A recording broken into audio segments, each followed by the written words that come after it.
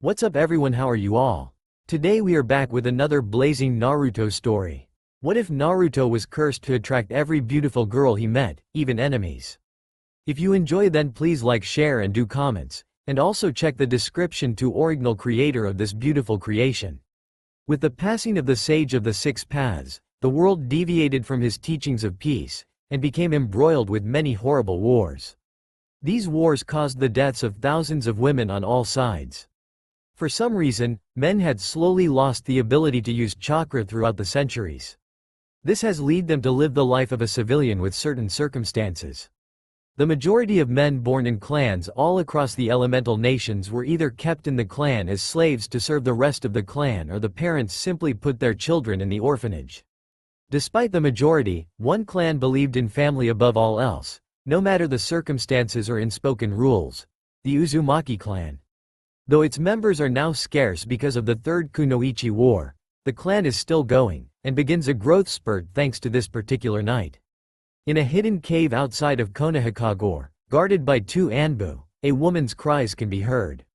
"Minako Namikaze, if I get through this alive, I am going to kill you for putting me through this mess when I recovgggggggggggggh," screams a very frustrated Kushina Uzumaki Namikaze, second Jinchuriki of the Kyuubi, as she's giving birth to her twin children while squeezing Minako's hand.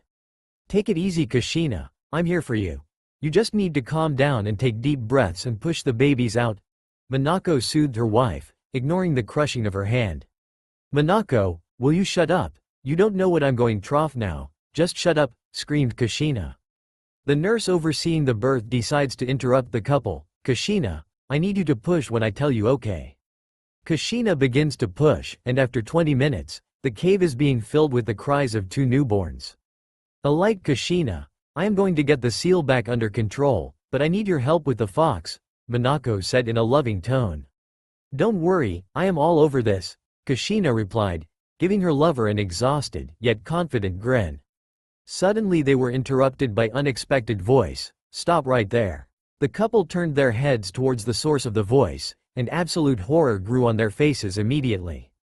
Their newborn son was being held by a masked woman, garbed in black, with a kunai held in a downward grip towards their son. "Their little boy. Back away from the Jinchuriki, 4th Hokage, or your son dies at the young age of 1 minute," said the woman, spoke in a smug tone. "Let's just calm down here," Minako said in a frantic tone, fearing what this bitch would do to her little boy. "I am perfectly calm. I am not the one who has to make a life or death choice regarding their child's life," the woman spoke, her voice still carrying the smug tone from when she first spoke. "Shame I couldn't get your daughter too, but an Anbu got her out of here before I could get to her." Both Minako and Kushina narrowed their eyes at the blunt threats to their children. The masked woman took this as a sign to throw the infant into the air, thrust the kunai upward, and wait for gravity to take care of the rest. Minako took this chance to flash to her son, saving him from the kunai, but leaving Kushina vulnerable in the process. She then noticed explosive tags that were attached to her infant's blanket. She quickly ripped the blanket away just before the tags went off. Boom! Minako flew out of the cave entrance and rolled to a stop on the ground, her form in a ball trying to protect her son. "Damn, she got Kushina, but at least our children are safe," she thought with a sigh of relief. That thought brought her to her present situation, and without a second thought flashed to her daughter, and then flashed herself, her daughter and her son to a safe house. "Don't worry my precious little ones, I had to go get your mother," she spoke in a gentle tone, cooing at her children. She flashed to Kushina's location with every intention to get her out of danger. "Why are you doing this?" Kushina cried. "This world has become nothing a hate-infested hell, so I'm going to remove it from existence." The masked woman replied, "To do this, I'm going to need power, so Kyuubi, come on out of there." At this point, the masked woman and Kushina make eye contact and she notices that this masked assailant possesses the Sharingan. The Kyuubi's chakra completely surrounds her, and then she feels the pain of having the fox ripped from her body. Weakened after the forced extraction, Kushina tries to stall for help. Wait! And masked woman directs her attention to Kushina after placing the fox under her illusion. "Amazing, You Uzumaki are really something, to be able to survive the Kyuubi ripped from you, then thought. But that's nothing compared to your son. Before turning her attention back to the fox she commands it. Now, Kyuubi, since you're free of your prison, why don't you destroy it so you never have to go back there again? And the Kyuubi happily obliges by striking its claw at Kushina only to roar when he didn't feel the resulting gush under its paw. In a yellow flash, Minako saved Kushina from instant death and said, "Kushina, I'm taking you somewhere safe for now, okay?" Kushina just nods her head weakly on her shirt, while murmuring thanks to and with another flash, they appear in the same building that Minako had left their children in. Minako then lays Kushina gently next to their children. "We never did get the chance to name them, did we?" Minako said in a loving tone, directing it towards the beautiful sight of Kushina lying next to their precious treasures. "No, we didn't. How about we name them now?" Kushina replied in an equally loving tone. 20 seconds later, Kushina offered an answer. "How about Naruto and Naomi?" The newly named Naruto looked like a male version of Kushina, having a puff of blood-red hair, the same color as Kushina's, on the top of his head, while Naomi looked like Minako having her parental mother's hair. Both had whisker birthmarks on their cheeks from the influence of the Kyuubi during pregnancy. "Those are beautiful names, Kushina. I have to go take care of the Kyuubi, so keep our kids safe till I come back," she spoke, her tone turning serious, while retaining the feeling of love in her voice. She then flashes near the Kyuubi and spots the masked woman. She able to get her opponent away from the Kyuubi in order to fight her opponent on equal terms. "Who are you? Why are you doing this? Tell me," she demands, angry that this masked woman threatened her most precious people. The masked woman remains silent, which irks Minako greatly. Minako's eyes narrowed in annoyance and anger at the reply and responded, "Fine. Then I'll just beat it out of you." After that, Minako let loose one of her special kunai, but was shocked to see the kunai phasing right through her opponent. "What the hell?" Minako thought in surprise. The masked woman suddenly warps to Minako's location, and Minako feels distortion right in front of her and threw a kunai in a different direction in order to analyze her opponent's technique. Just as Minako appears where her kunai was thrown, a warp suddenly appears out of nowhere and reveals the masked woman. Damn, it appears that she has even better capabilities in time-space ninjutsu than me. It's going to come down to whose attack is faster, thought Minako. "Let's end this now," spoke Minako. "Couldn't agree more," replied the masked woman. As they charged each other, Minako threw another kunai and readied a head-sized Rasengan. The kunai once again phased through the masked woman. The masked woman was getting ready to grab Minako to end it all. She thought, "Victory is mine." But she felt a Rasengan attacking her from behind unexpectedly. "Gua!" she screamed in pain and was on her knees. As the assailant was getting up, Minako suddenly appeared before her with a kunai in hand. "How did she get right next to me?" thought the woman in fright. Flashback. As the Rasengan exploded upon contact, Minako took her chance and marked the masked woman with the Hiraishin formula. "End. Hey, so now what you going to try to take Kyuubi away from me?" said the masked woman. "No, I've already done so through a contract break seal that I placed on you," said Minako. "Grr. Fourth, you may have beaten me today, but I swear that I will always get what I want, one way or another." With that, the masked woman warps away, leaving Minako to deal with freshly exorcised and very angry Kyuubi. Making the decision quickly, Minako decided to call for backup. She ran through a few hand signs, and slammed her hands down, summoning Food Cart Destroyer. She appeared above Kyuubi in a massive and a gigantic toad, Gamabunta, and slammed down on top of the Kyuubi, causing the beast to roar. "Kid, I know I said about Ya calling on me for help, but this is a little too far," Gamabunta said, a little annoyed that his summoner had summoned him to fight the Kyuubi of all things. "Sorry, but I needed some major help, considering what I am going up against," Minako spoke quickly. Yeah, but after this ya owe me 10 barrels of sake," he spoke. Minako would have chuckled at this if she wasn't so tired. The toad then began to dodge the assault by Kyuubi's tails, and attempted to counterattack with his tanto. This continued back and forth for 20 minutes until Kyuubi got a debilitating slash with its claws against the toad. "Sorry, kid, but I am running low on chakra, and ain't got much more till I go back to Toad Mountain," Gamabunta spoke, extremely tired from fighting this tailed beast. "Thanks for the help Gamabunta," she spoke towards the toad. "Good luck Minako," he replied, and the giant toad returned back to the summoning plane. As soon as her feet touched the ground, the Kyuubi began to unleash its attack. It looked like the attack was about to hit her, but suddenly a chain wrapped around her and pulled her out of harm's way. Then, multiple chains sprouted from the ground and wrapped around the Kyuubi, restricting its movement. It growled in defiance, trying to break free from these accursed chains. Minako quickly turned towards the source of the chains, and sees Kushina with their 2 children. "Kushina, what are you doing here, with our kids no less? What are you thinking? Minako, you need help. And I can still fight." Kushina spoke wearied, convincing her lover with her logic. Minako sighed. Knowing this was no time to be arguing, "Kushina, the only way I see out of this is sealing the Kyuubi. No, I will not damn my children to my fate," Kushina yelled viciously, cutting her lover off. Minako gave a hard stare to her lover. "Kushina, we have no choice." Kushina huffed in defeat, knowing they had to do this. "I won't be able to seal the Kyuubi in one seal, so I'll seal the yang in you to prevent your death. And seal the yin in Naomi," Minako spoke, quickly explaining her plan to deal with the tailed beast. "Yang 8-leg seal," she spoke, locking away the yang chakra within Kushina. The Kyuubi realized what was happening, and with a short burst of strength, broke free from the chains restraining it. It quickly formed a tailed beast bomb, only seconds away from firing it at the family. Minako yelled, trying to stop the beast from its plan, Yin 8-leg seal. Suddenly, the masked woman returned, and her arm seemed to split into tendrils and reached out into the Kyuubi's signature attack. The attack began to shrink until it was completely gone. She spoke in a tone that sounded like she had one last trick up her sleeve. "You may have stopped me, but I am going to get rid of your son before he becomes a problem later on." Kumai.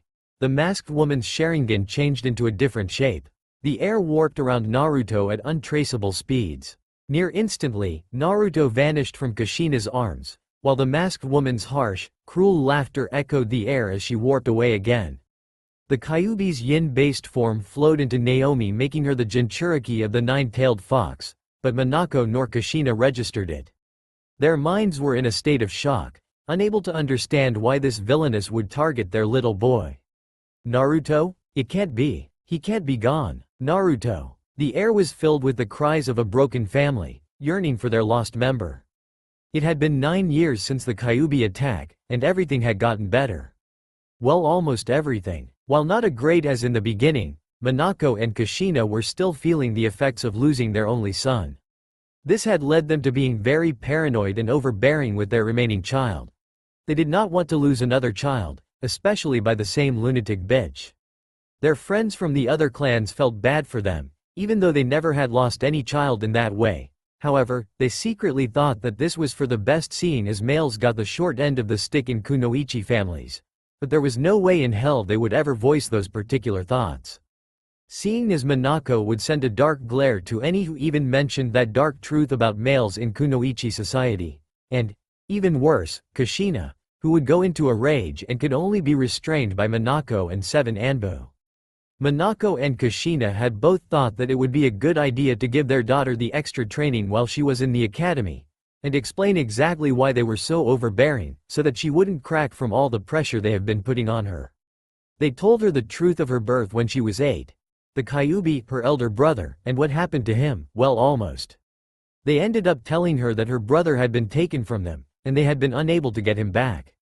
It seems as despite Naomi had Minako's looks, she got her attitude from Kushina, to which the couple received an answer to all they had revealed to her. "Don't worry Mom, Dad, I'll become a kick-ass kunoichi in no time, and then I'll go and find my big brother, then we can all be one big happy family, Detabane." This one declaration sparked two feelings within the hearts of Minako and Kushina. Love for the amount of effort to reunite their family, and sadness for knowing that it would most likely never happen. The couple wrapped their loving child in a hug, completely unaware that what they desired would be achieved in the future. Thousands of miles away, a pale purple portal opened, light enveloping everything to the point of non-visibility. The light begins to die down ever so slowly, revealing a figure standing where the portal once was, as well as the surrounding environment. It looked like the debris of a village that had been through many war zones that could no longer support any kind of life. The main tower had only 1/4 of its basic structure remaining, while the majority of the other buildings were reduced to simply rubble. Despite the condition of this place, extremely faded red spirals could be seen every now and again along the ruined buildings. The ruins weren't even the most terrifying part of this location. As far as the eye could see, there were thousands upon thousands of bones, all different types and sizes. If one looked closely enough, they could see that some of these bones were still intact skeletons ranging from the size of a little child to a full-grown adult. Some of the bones even had crusty red spots on them in different places. The combination of the ruins and red crusty bones gave the entire area an ominous feeling. However, the person seemed to take no mind of it based on the fact that he was stumbling around as if he was intoxicated. He took 3 steps, then collapsed face first onto the ground, his head pressing flush against a scorched adult skull. An eerie mist begins to surround the lifeless, ruined village, and the sounds of clattering bones soon fill this silent void. The mist becomes thicker and thicker, swallowing all like hungry monsters thirsting for human souls. Encompassing the fallen figure until he disappeared, like he had never been there in the first place, another sound started to overcome the never-ending concert of clattering bones, the sound of hundreds of disembodied voices. The voices began to scream independently, sounding like a combination of male and female war cries, and civilian screams as if they were reliving their own destruction and pain. Slowly, the voices quieted down until the song of bones was all that could be heard. That is, until the disembodied voices spoke as one. A spiral returns home. All he could see was darkness in every direction. He couldn't see anything, but he could just barely hear something. It was hard to make out, like it was people mumbling.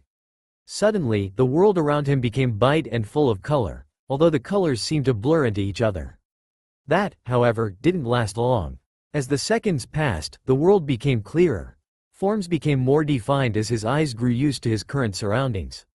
His hearing also improved. Instead of mumblings, he could now make out words.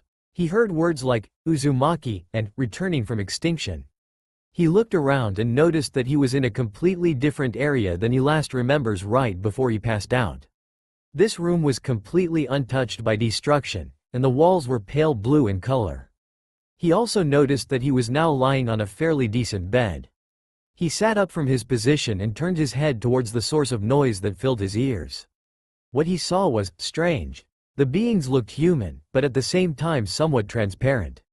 He, needing to know who these people was and where he was, decided to question these people. "Who are you? Where am I? Why did you help me?" he asked the beings, which he realized were made up of both men and women. "We are what remains of a once great, but forgotten clan. We are the ones that cannot move on to the afterlife until we fulfill our purpose. We are the Uzumaki," the speaker of the group replied, "and we have much to discuss, little Spiral." "Why do you call me that?" asked the young man, wondering if this guy was right on the head. "We call you that because that is what you are, little Spiral. If you had not been one of us, then the barrier we keep erect around Uzushiokager would have incinerated your body to ash in seconds. You are an Uzumaki, and Uzumakis look after their family," replied the speaker. Having listened to the answers these people, the Uzumaki, gave him, he expressed his gratitude. "Thank you. Without your help I may have died when I stepped out of that portal." The speaker just nods his head in acceptance, and asks, "Now little Spiral, what is your story?" The little Spiral told them of how he had to survive on his own in the world at a young age, and how his life changed completely when he was caught in a battle between a group from a clan known as the Kuga and a rogue nin from the Iga clan. He had been injured, as well as had the young Kuga clan head had been injured. From what he learned, the blood of the Kuga head had somehow gotten into the wound on the little Spiral's chest, his body assimilating the blood, and granting him the clan's prized dujutsu. The leader of the Iga heard of this, and instead of killing him, he took him in for the sole purpose of being the Iga's edge of the blade used to deal damage to the Kuga. As a weapon he was given no name, and was brutally trained to be the perfect ninja in weapons and assassination, infiltration. How he had developed 2 techniques that allow him to cut through anything and move at nearly untraceable speeds, and how it would help create the moniker of the swordless Red Devil. How he had unlocked a strange warm feeling that coursed through his body during meditation, that he could augment his movements with it, and that he could instinctually create chains that could restrain practically anything. The groups had listened intently to the young redhead's word, and were disturbed that one of their kin was treated as such. Children that age should be treated as children, not trained to be a weapon. Unfortunately, they couldn't change the past, but they could help the youngling with his future. With a quick telepathic discussion made by the group ending, the leader spoke. Little Spiral, while we may not be able to change your past, we can however build on your current skills. We have come to a consensus and decided to teach you the ways of your clan. The red-haired young man simply nodded in acceptance. We shall begin with you learning in more depth of this strange warm feeling, as you called it. That is chakra, the power of the mind and body mixed together. It is strange that you are capable of using it, as because males have lost the ability of using chakra, leaving women to main power in the world concerning ninjas. Despite this, us Uzumaki have trained all members of our clan, seeing as the male were just as good as the females based in the arts of assassination. The leader spoke with a hint of wonder in his voice. We will teach you how to control this power so that you can do much more than augment your movements as well as create chains. And so the day was filled with the young Uzumaki performing multiple chakra control exercises in order to get a feel for the energy. It was fairly easy seeing as the young man had the reserves of a high chunin, based off of the observations of his trainers. They trained him until he collapsed from exhaustion, let him rest, and then trained him some more for a few months. They trained him in sticking little objects to his skin for long periods of time, standing and fighting atop water, and changing his normal chakra to his aligned element, which turned out to be lightning. However, he had also been trained into changing his chakra to water since it would complement his natural lightning affinity. While on days not training his chakra, he trained in the physical aspect where he was introduced to the training of parkour. Learning to scour building without the use of chakra would be a useful boon in villages containing censor nins as well as assassination and infiltration missions. The ruins around Uzu were the perfect spot to practice this method of training. He had also brushed up on using your opponent's body against them as well as using swords of different variation, along with kunai and shuriken. In 3 years, he was now 17 years old, and had learned a lot from his clan. He gained a better understanding of chakra and what he could do with it. His control shot up immensely, and it helps with the lightning, water jutsu that he had learned. This newfound control also helped him in creating his chains in a more efficient manner, both on time management and chakra usage. As a member of the Uzumaki clan, he had also learned Fuinjutsu, and was at journeyman level and was now allowed to experiment with his own seals. He was now allowed to begin taking missions by his teachers, believing he needed nothing more than experience. He dressed in the traditional male Uzumaki-style clothes that he had found, which were in very good condition considering the shape of the island itself. They were a navy blue full bodysuit that was covered by a gray, sleeveless haori that adorned the clan symbol on the back that went to his knees. Around his waist, securing the haori in place, was a brown wide belt that tapered at the back. There were 4 seals on the front that held his excess tools. Extra kunai, shuriken, etc. He wore the standard kunoichi sandals for optimum movement and comfort. He had a 60-centimeter long sheathed short sword attached to his back, and to complete the look a gray mask that took the shape of a human skull. All of the materials had seals on them to prevent minor damage, so they would hopefully last longer. All in all, he looked like a professional kunoichi-only male. As he walked towards the ceiling formation that would allow him to teleport from Uzu to a nearby plateau that contained the matching Shiki formula. This formation had allowed easy access for any Uzumaki in order to get around the destructive whirlpools that surrounded the island. Surprisingly, 2 of the Uzumaki spirits appeared by his side, and asked if they could travel with him.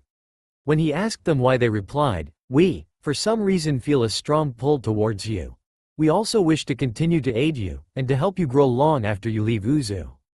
"Thank you, masters. However, you are spirits, and you told me that you were unable to leave the island in your spirit forms," he replied, grateful that 2 of his masters wished to continue this journey with him.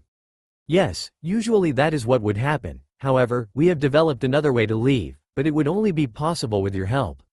We would need to possess your body long enough to activate the seal matrix, and teleport your body to the other matrix," the female replied, explaining what would need to be done in order for this to work. The young man simply nodded, and relaxed his body, bracing himself for the weird feeling that was about to take place. Seconds later, the 2 spirits glowed a pale blue color, and flew into the young Uzumaki's body. His back arched. He grunted as the spirits adjusted themselves into his body completely, and then he hunched over, breathing heavily. That is something I don't want to experience again. After a minute, he was able to gather himself, and proceeded to walk onto the seal array. He channeled his chakra into the seal, and instantaneously was teleported to the corresponding seal receiver. He turned towards the place he called home one last time, sighed deeply, and then he began to walk towards his future, whatever it may be. It took him 2 weeks to finally find a village. Despite the village being very small, it had a problem that had not been taken care of yet. The reason for this is that the village was on the path that barely anyone traveled, and they didn't have the sufficient funds needed to pay for their particular problem. Bandits were taking the female village occupants from ages of 11 to 30, and the number of those being taken was increasing every day. As a result, when he stepped into the village, he was met with looks of distrust and fear.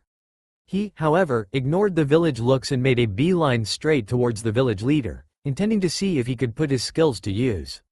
He walked into the office where the leader sat behind his desk, his hands grasping his head, a look of resigned sadness etched on his face. It took a few seconds for the elder to realize someone was before him, and when he looked up he froze.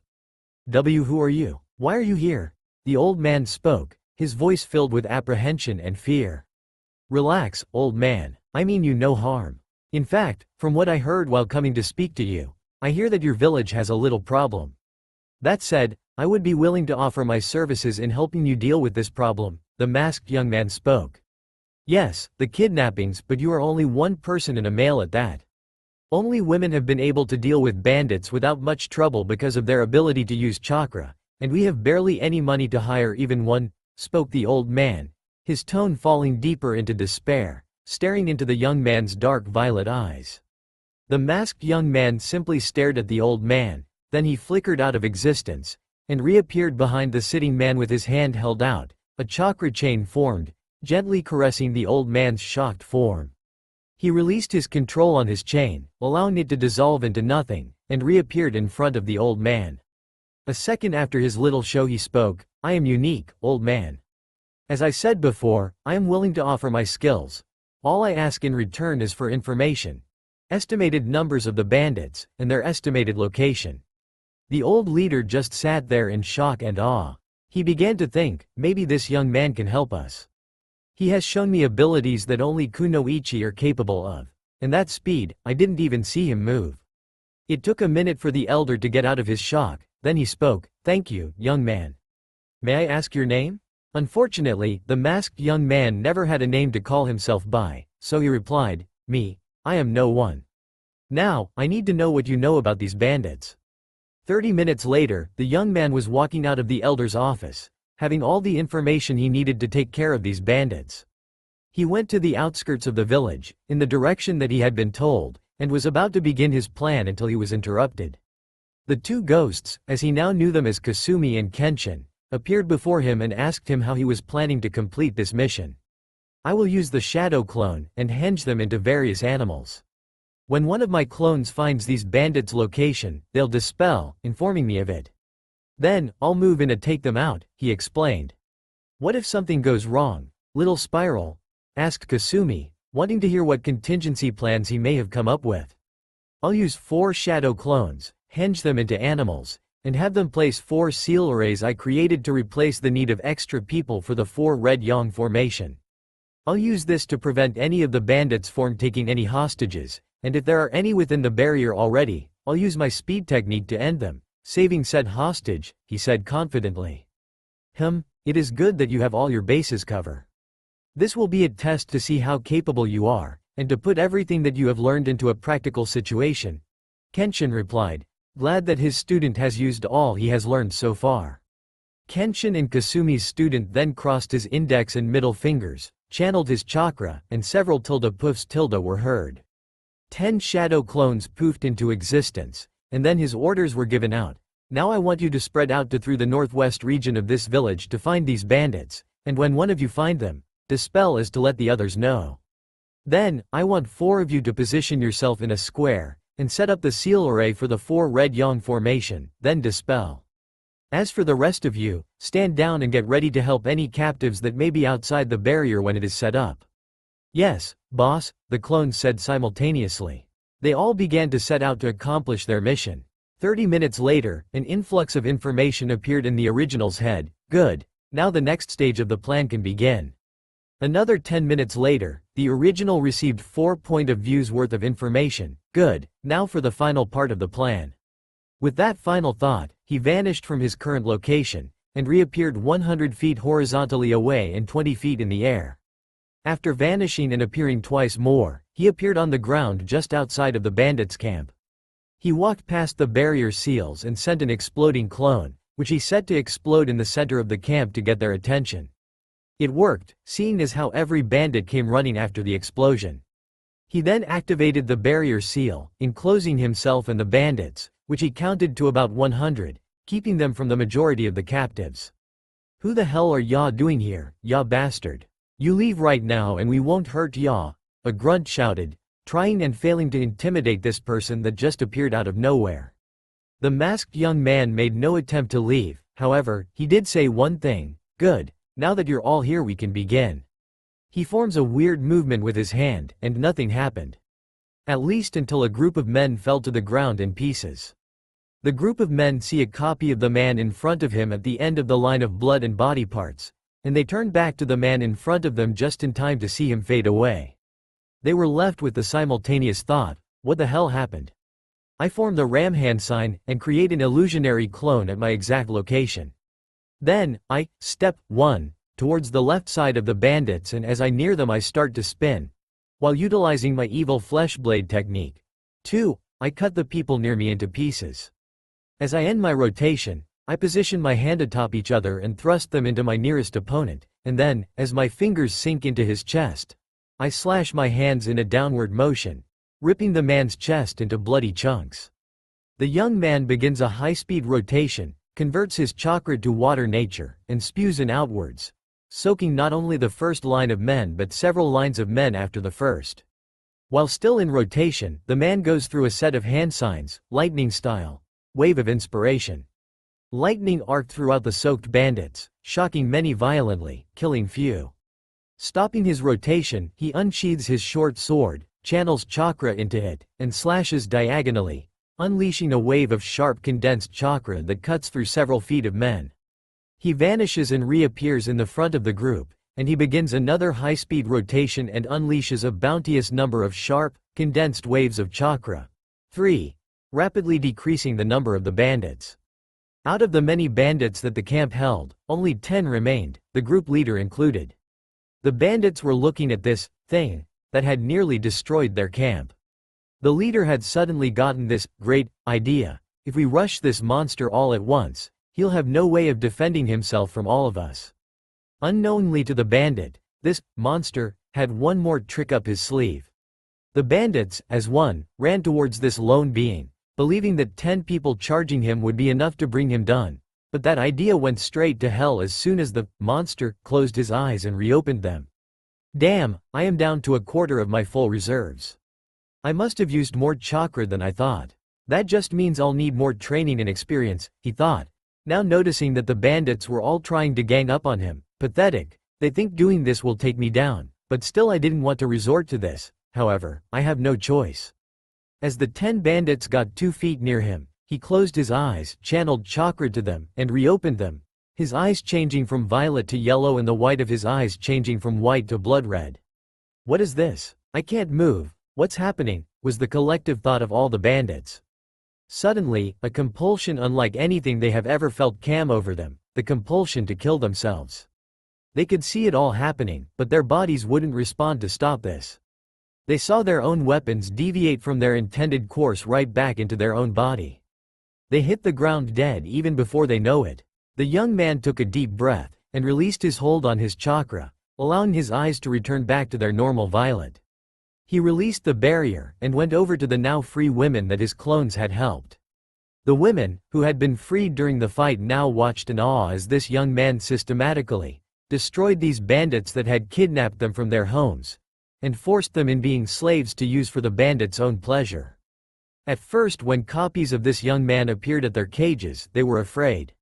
Afraid that this person was going to hurt them just like the bandits. However, Once he explained what he was doing here, they relaxed, hoping that they would get to go home soon. This young man was now checking over their wounds, making sure none of them were too injured to travel. Thankfully none were. Because of the condition of both the women and the young man, traveling back to the village took an hour and a half. When they finally returned to the village, they received quite a reception. Fathers and mothers were holding their daughters, husbands holding their wives, all the while thanking this unknown man reverently, who appeared out of nowhere and helped them. The unnamed Saviour had decided not long after that it would be a good time to move on, and so he did while everyone else was still celebrating the return of their families.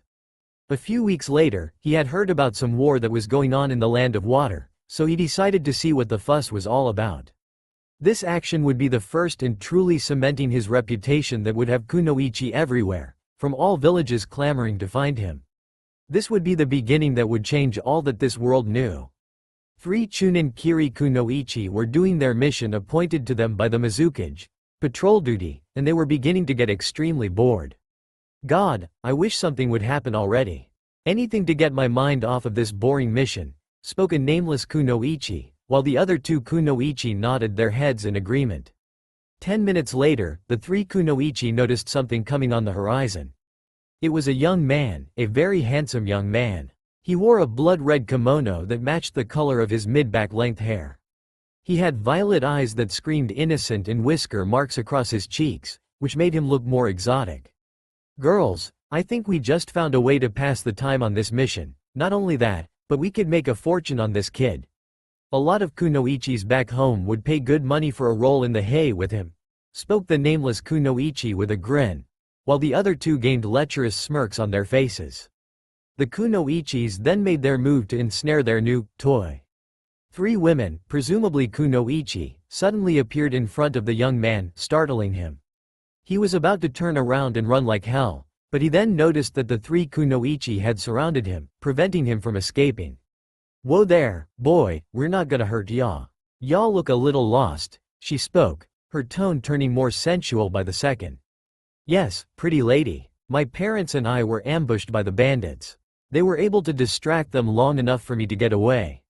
That was 2 days ago. I haven't seen them since. The boy spoke in a sad tone, completely unaware of the fate that was fixing to thrust upon him. Don't worry, boy. We'll help ya get someplace safe. She spoke, barely keeping herself from jumping this kid right here. This kid is so innocent it's a crime. I am really going to enjoy breaking him, she thought lecherously. She along with the other kunoichi led the boy to a secluded area, and put their plan into action. The 2 kunoichi quickly grabbed the boy's wrist and pinned him to the ground, while the leader sensually made her way towards the boy. She stripped herself of her shirt and pants, revealing that she didn't wear a bra or panties.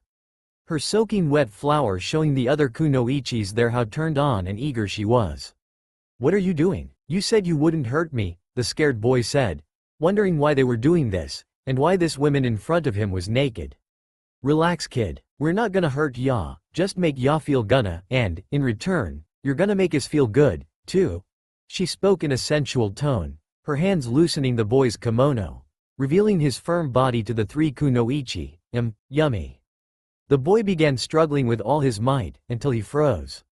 He froze because the leading kunoichi snaked her hand into the boy's trousers, and gripped his length. She used her free hand to pull his trousers down to his knees, and then she began to slowly pump his member. The boy couldn't help but moan under the woman's ministrations, "Pee please. Stop, I begging, please." The kunoichi paid the boy's begging no mind, continuing her pumping of his member, which began growing and growing. So big, and he's still growing, she thought, keeping her eyes on his now fully erect 11-inch long, 2-inch thick shaft. The leading kunoichi straddles him, and just as she is about to descend upon his member, 3 tinks could be heard. All 3 kunoichi feel a sharp pinch at their necks, and darkness became the only thing they could see. The kunoichis wake up extremely groggy, their bodies unable to function properly because of whatever they were shot with. They try to move only to find that they are systematically tied to nearby trees. They quickly look around to get their bearings, and see the same male, only a few years older, that they had just tried to have fun with, sitting around a small campfire, causing them how he had suddenly appeared to be older. Their movement must have alerted this boy that they were now awake. It was not long till he spoke to the now completely awake Kunoichi. I am glad to see that all of you are awake, but you shouldn't try anything as it is pointless, he spoke in an emotionless tone. Hearing this, the three Kunoichi tried to struggle against their bonds. Unfortunately they were unsuccessful. They then realized that all of their weapons had been relieved from their position on their bodies. As a last-ditch effort, they tried to feel their chakra, but to their horror, they couldn't feel anything. I told you it was pointless for you to attempt any kind of escape. By now you realized that I have taken your weapons, tied you up, and I have locked away your chakra, he said, his tone remaining emotionless. Wait, the only way for you to seal our chakra away is to be able to use it yourself, which you can't cause your male, one of the Kunoichi screamed. Well, I am unique, and I am not like any male you have come across, he spoke. You're an abomination, and you're in our country now. We can get some of our comrades, the leader spoke until she was cut off. Wrong, you can scream as loud as you want, but no one will hear you. I have placed barrier tags around our current area. These tags prevent any sound from within the barrier to go past it. The tags also produces a genjutsu around the barrier, which will prevent anyone from wandering near the barrier, he spoke, seeing the three women's shoulders slump as he ended his speech. Now, seeing as we got your attempted escape out of the way, I need something for your women. I need information about this entire war, he spoke. When none of the women said anything, he decided to break the silence. Well, if none of you are going to give me the info that I need, I guess I'll have to resort to torture methods, he said, the women getting scared at the sound of his carefree tone. He crossed his fingers into the clone hand sign, and with a tilde, a clone appeared. He positioned himself near one of the two grunts of the three Chunin team, while the other positioned himself in front of the other grunt. The Chunin leader, who was still stark naked, was forced to watch as this thing begin its torture of her sisters in arms. The would-be torturer began his assault on the bounded Kunoichi, sensually nibbling at the lobe of her ear. She bit her lower lip hard, trying to stop the moan that was forming in her throat. The young man coated his hand in water-natured chakra, giving his fingers a sharp water-based edge. He then used his water blade-coated fingers to cut off her clothes, causing her to whimper. You know what I want. Please tell me what I want to know, he whispered in a sweet, sensual tone, her will nearly breaking. No, ICC can't t, she stuttered, panting heavily. That's a shame. I guess I'll have to try a little harder, he said sensually, as he caressed her stomach tracing down to the Kunoichi's now sobbing flower. Despite trying her hardest, she was unable to hold back the moan from all this pleasure she was feeling. He slid a finger easily into her hot, wet core, and she moaned a little louder. He added a small amount of chakra to enhance his stroking of her inner walls, causing her to scream in pleasure. He added another finger and vigorously pumped them into her, causing her to moan with absolutely no restraint. Oh gg god, pp please say dd don't ss stop, ma mas. He realized how close she was, one more major push, and she would break. And boy was this one last push going to be glorious. He converted the small amount of chakra he had in his index and middle fingers into lightning nature, thrusted them deep into her, and curved them upwards. Her eyes snapped open, she screamed, and she came hard. I am coming, master. Her walls clenched around his fingers, trying to keep them in her. She came down from her orgasmic high, and whispered, master, as she fell to unconsciousness. Meanwhile the clone, who apparently had a much more pronounced sadistic streak, began his own version of torture with the other Kunoichi. He ripped her clothes off without any restraint, terrifying the bound woman. The young man gained a vicious look on his face, feeling the woman with heart-stopping dread, as he spoke, you know, unlike your friend over there, pointing over towards the Kunoichi on the other side of the leading Kunoichi. Wreathing in pleasure, you're going to experience the very worst pain imaginable. The woman began trying and failing to get out of her bonds, frantically struggling with all her might to get free and away from this monster. She began screaming, begging him to leave her alone, that she'll tell him anything he'd want to know. The sadistic smirk never leaving his face as he replied, sorry, but I have to make sure you're telling me the truth. I can't really believe you when you have no reason to be truthful with me. Her voice became hoarse through all of her screaming, her body becoming exhausted from her furious attempts of escape, silently sobbing. He channeled water nature chakra to his finger, creating a small water blade. Now where shall I out this first? Oh, I know, how about right here? He inserted the blade into the joint between the arm and shoulder, right in a cluster of nerves, causing her to release a high-pitched scream of terrible pain. A few minutes later the pain began to tone down, and he pulled out her finger roughly, causing her to whimper at the sensation of more pain being introduced to her system. It was long till he took his fingers and channeled a dangerously liberal amount of lightning chakra, and roughly thrust them into her core, causing her eyes and mouth to open as wide as they could. She screamed mentally, "Please. No more. I'll tell you whatever you want, just please stop."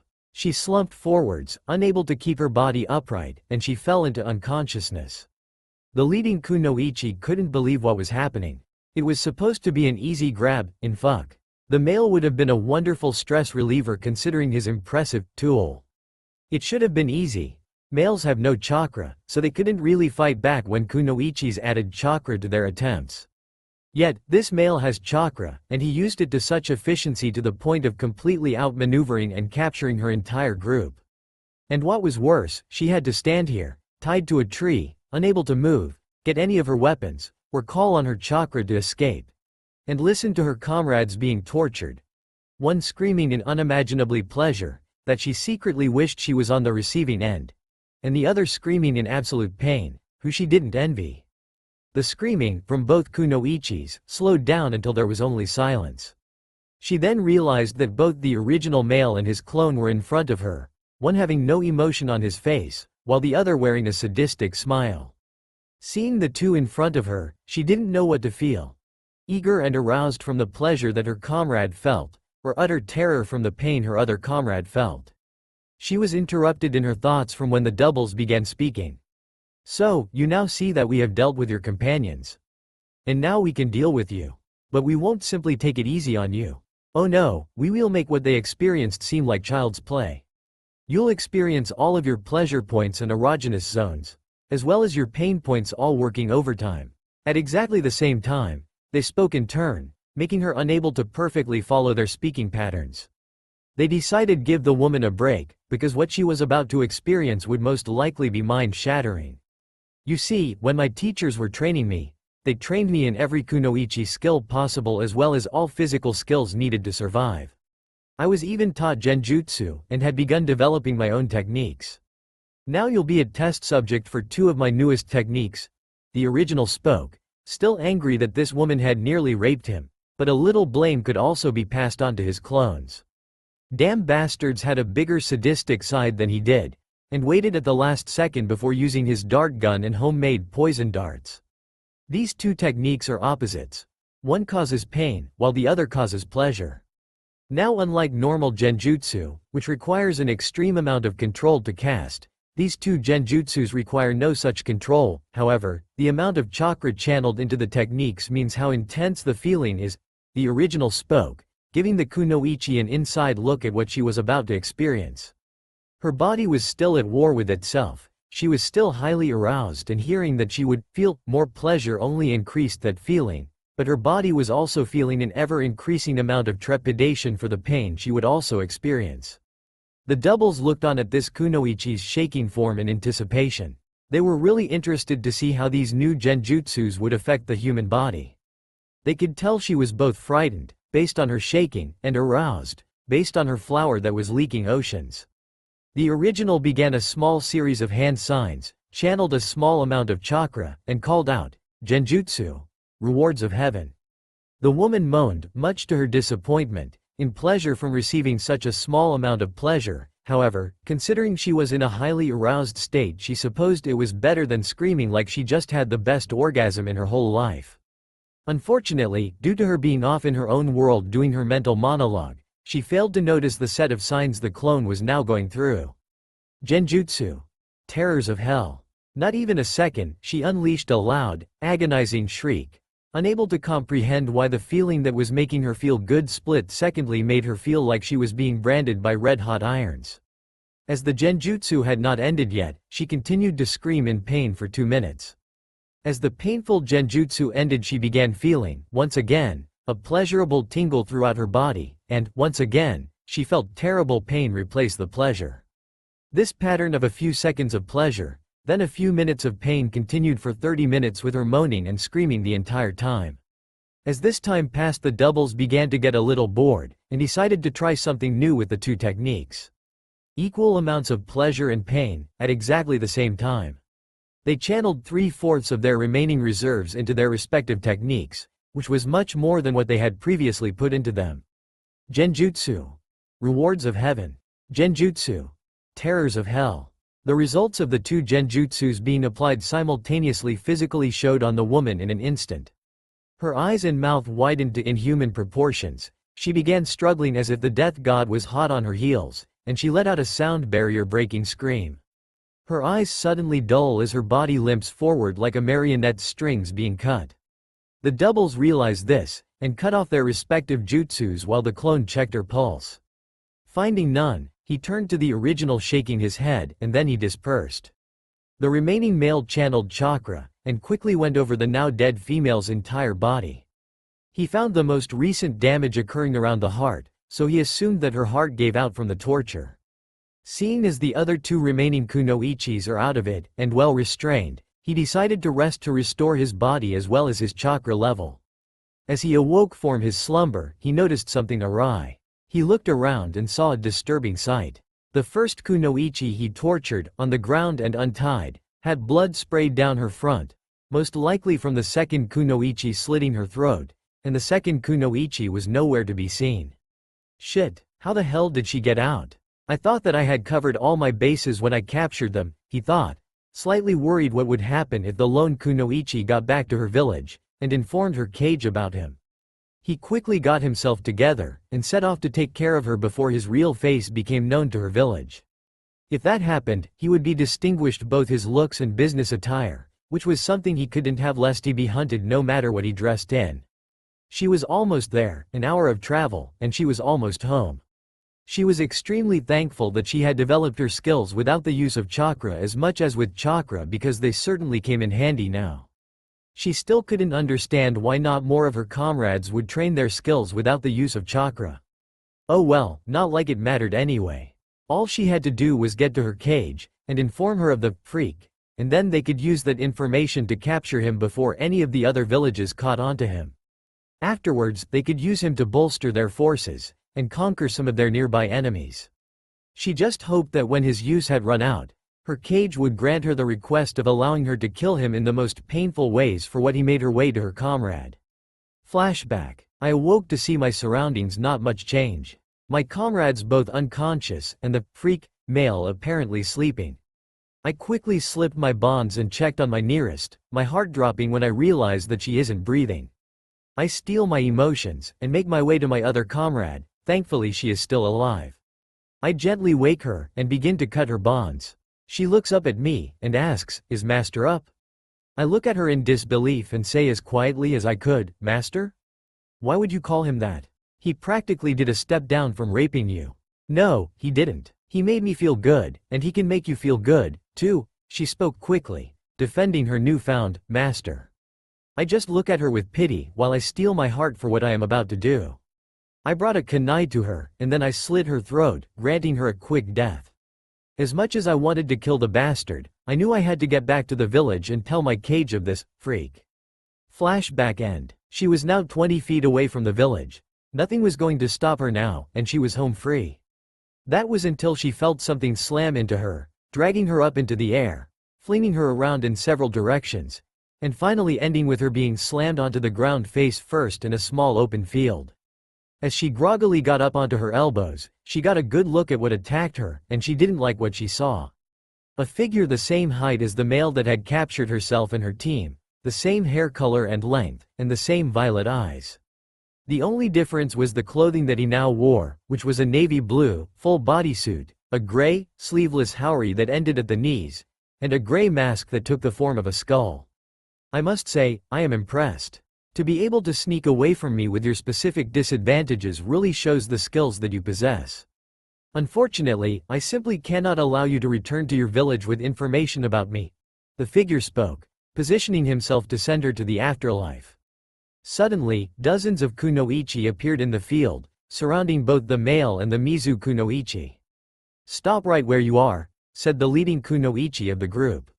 Both the male and woman had differing thoughts about this development. Shit, rebel bloodline bitches. Don't tell me we landed right in one of their bases, the kunoichi thought, not liking her current situation one bit. They don't seem like they're with this kunoichi.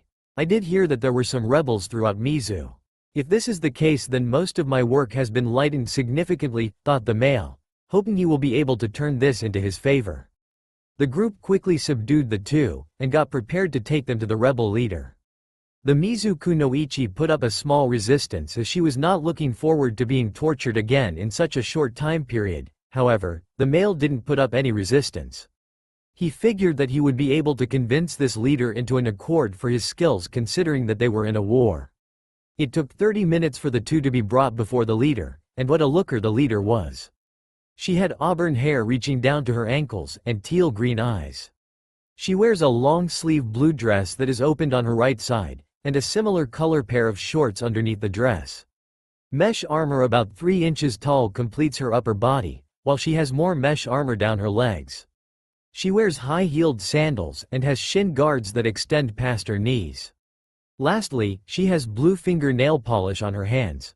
As she looked the two over, she silently signals one of her bodyguards, "Take the kunoichi to our interrogator, and get all the info you can from her about the Mizukage and her forces. I'll take care of the young man." The captured kunoichi was about to frantically say anything about this man, in the hopes of saving her own skin. However, she was quickly silenced by a chop to the back of the neck. Both the leader and the male kept their attention on the now unconscious kunoichi that was being dragged out of the room to be interrogated, a fate neither would envy. As soon as she was out of the room, both the rebel leader and the young man returned their attention to each other. "Now, what do I do with you, young man?" she spoke, giving his form a good look over.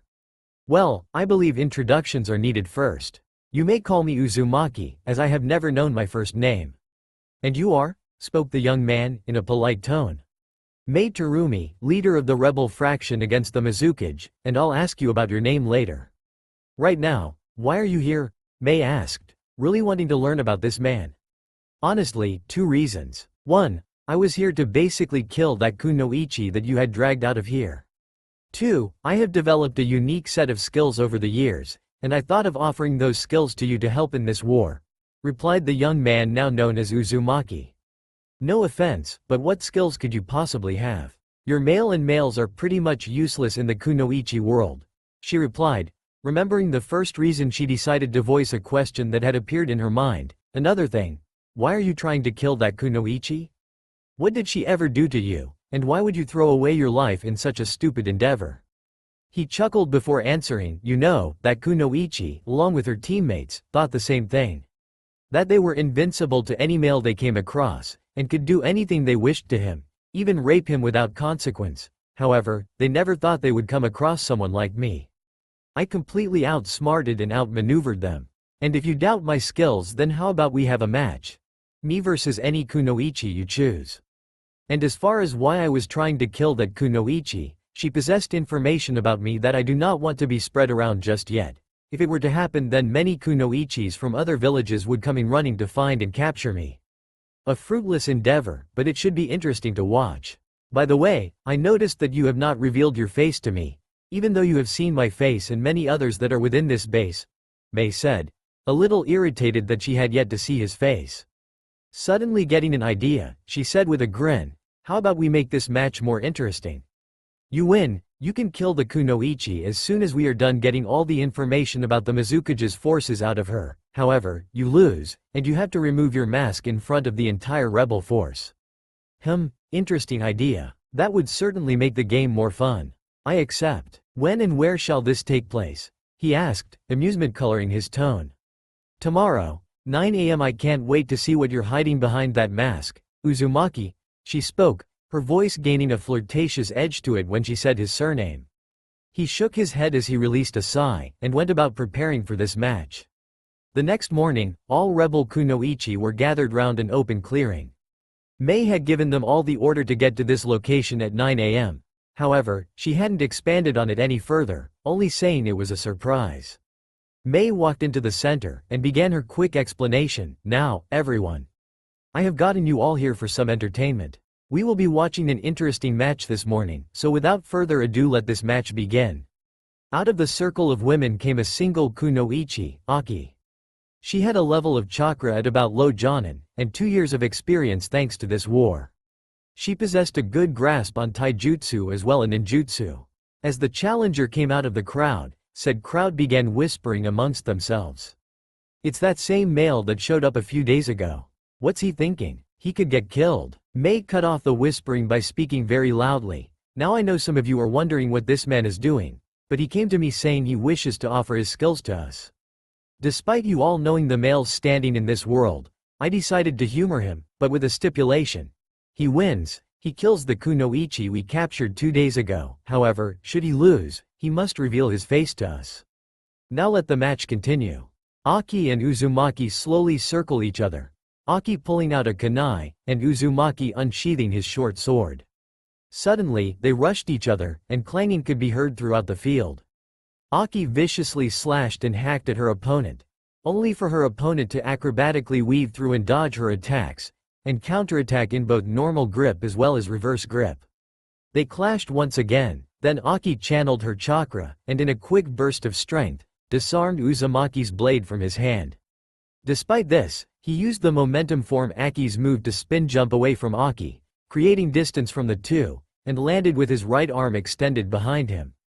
Aki rushed him once more, but Uzumaki spun towards her with a hidden kunai, reversed grip, knocking her blade hand to her side, spinning past her guard, and landed a chakra-enhanced elbow shot to her gut. The blow forced air out of her lungs, and sent her back 3 feet with her hitting the ground causing her to lose her grip on her kunai. The crowd that was watching the match intently was fairly surprised. They had not expected the male to do as well as he had been doing. To be able to match blades with a kunoichi is no small feat. However, seeing Aki get back on her feet and begin to go through some hand signs made them all smirk, even more so when the male rushed at her. This was going to be the move that ended the match, and revealed the male's face to them. Aki was getting off of the ground as she saw the male, Uzumaki, run towards her.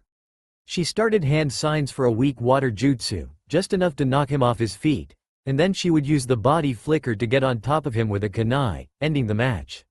Or so she and every other kunoichi present thought. The weak jutsu hit him head on, and seconds later, poof. His body became enveloped with smoke, which revealed a tree stump. This surprised the hell out of every kunoichi present, and they all had the exact same thought: he can use chakra. How the hell is he using chakra? They were surprised further when they noticed some symbols on the log that began to glow blue. Oh shit. As the collective thought as the log exploded. Not explode to do serious harm to the combatant or viewers, but enough to plant Aki on wobbly legs, barely keeping her balance.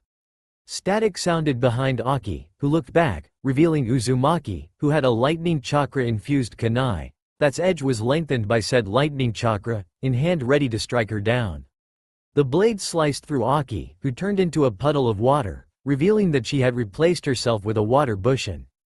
Aki burst out of nowhere, kunai in hand, ready to strike the male down. She got closer, and struck, however, her blade phased right through him. The next she knows her face is met with a sandaled foot, after hearing a static sound.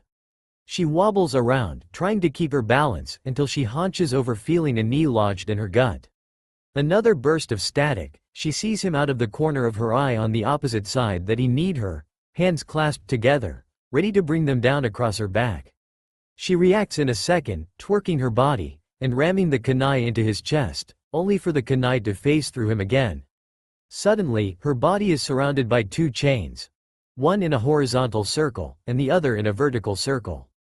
She tries to send her chakra outside the sphere, only to not get any reward for the effort. She then tries to send weapons at her captor, only to stop at an invisible wall and clatter down the sphere shape of her prison. You will not be able to get out of my chakra chain prison through any means, so you are trapped. I believe I have won, yes? Uzumaki speaks in a neutral tone. Aki, seeing no way out, does the only thing she can: I forfeit. He releases his chains, and goes to retrieve his short sword, every single kunoichi staring at him in disbelief, especially Mei.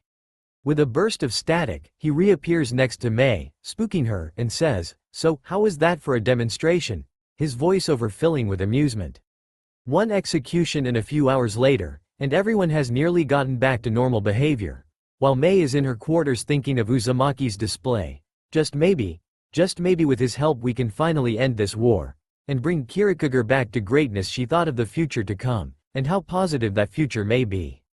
It has been 4 days since Uzumaki had his match with Mei's chosen kunoichi.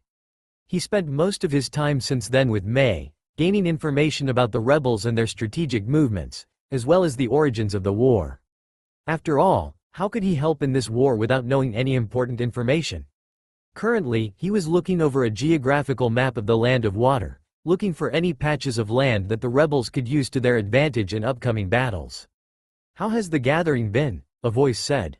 He turned to the source and found it to be Mei. "Fair. I have found some fields that we can use to our advantage during battles," he spoke, pointing out said location on the laid-out map.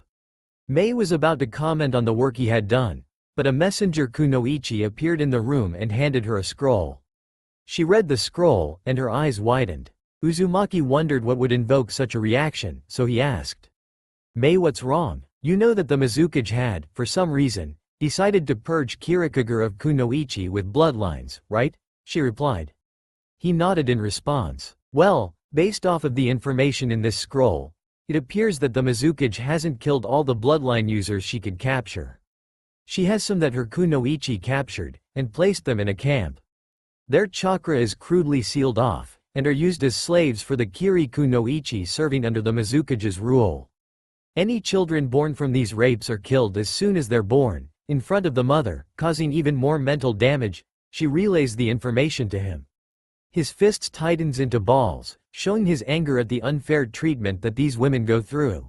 It reminds him of some of the things he went through even though he was lucky in not receiving any assaults of a UAL nature. Mei notices this, and asks, "I was planning to assign a rescue mission to our best assassination squad to the camp's location. Do you wish to accompany them on this mission?" "Yes, Mei," he replies in a cold, but respectful tone. "Do you have any skills in infiltration?" He nods his head, "Granted." "Arrive at the base entrance ready to leave in 30 minutes. "Dismissed," she replies. He turns to leave the room, go to his quarters, and prepare for departure. He arrives at the entrance 30 minutes later fully stocked, and having a new add-on to his clothing, 4 straps of leather that act as sheaths for 4 kunai. 2 on the left, and 2 on the right. He quickly explains to the group the reason for his presence, and he leaves with the group, not wasting any time. By the time they got near the camp, they found and fought Kiri kunoichi 3 times, their numbers having been reduced from 10 to 4, including Uzumaki. He quickly stopped the remaining kunoichi in order to create a plan. Considering their group was down by more than half, they could not afford any more losses. He thought for a minute before informing them of his plan.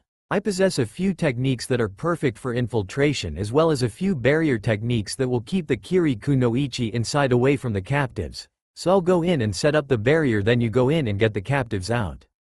The kunoichi nodded, trusting that his plan will work, and positioned themselves to act at a moment's notice. He forms the clone sign and brings 3 shadow clones of himself into existence, and then he give the 3 a kunai that was on his waist each.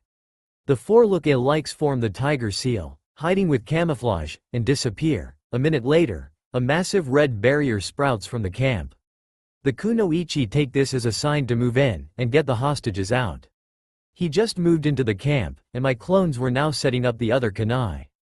As he was informed of my clone's completed mission via dispelling, he moved into the kunai formation, release his camouflage technique, and activate the 4 red yang formation barrier. The sudden erection of the barrier, and his appearance scared the group of 20 Kiri kunoichi. He found their reactions to be quite amusing. This creature and this barrier appear out of nowhere, and this creature begins slaughtering the kunoichi trapped within. As he begins to slow his whirling dance of blood and gore, a kunoichi decides to take a chance, and punches this creature hard in the face.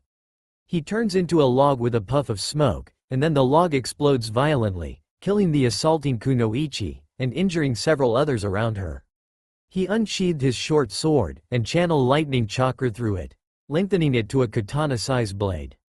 He acrobatically weave around the mass of opponents' attacks, while striking down those same opponents with quick, precise slashes.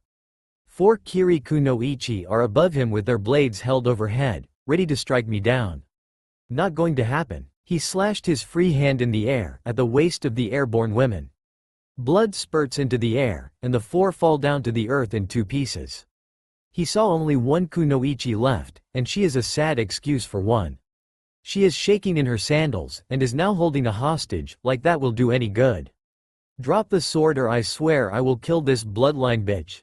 The lone kunoichi shrieks, pressing the blade in a little deeper, drawing blood.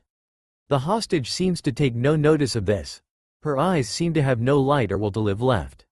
He used his Bushin step combo, and everything ends seconds after. Seeing as this male has not made any movements, the lone kunoichi believes that she has the upper hand against him. That is until she feels a terrible pain in her chest. She looks down and sees an arm through both her chest and the hostages. The last thing she hears before she is consumed by eternal darkness is the male whispering, "Forgive me." As the remaining kunoichi of the assassination squad file their way into the camp, they quickly get to the hostages and make sure they're safe. The entire group, kunoichi and hostage alike, turn their attention towards the massive red barrier and take in a grisly sight. The male inside the barrier was destroying everything around him. He ripped the kunoichis apart, some with his lightning-infused short sword, while others with his bare hands. Each cut sprayed blood and organs over the entire area. Even the walls of the barrier are coated with blood. The kunoichi and hostages see the remaining Kiri kunoichi grab a single hostage, and began screaming at the male frantically, trying to get him to back off. Despite seeing the male looking like he has been completely dyed red, they could see that he was struggling with himself with the decision he now has to make. A second later, a copy of the male in front of the kunoichi appears behind her, and thrusts his hand into her back with it running through the hostage as well. They hear him whisper something as both women slump forward, their hearts no longer beating. The male releases the barrier, and walks towards the group, his body not displaying any emotion. As he walked by them, he heard kunoichi and hostage alike say the same thing, "Devil." The journey back to the base was a quick and quiet one. The bloodline hostages were still a little wary of him, considering he still had all the blood and gore on him from his slaughter.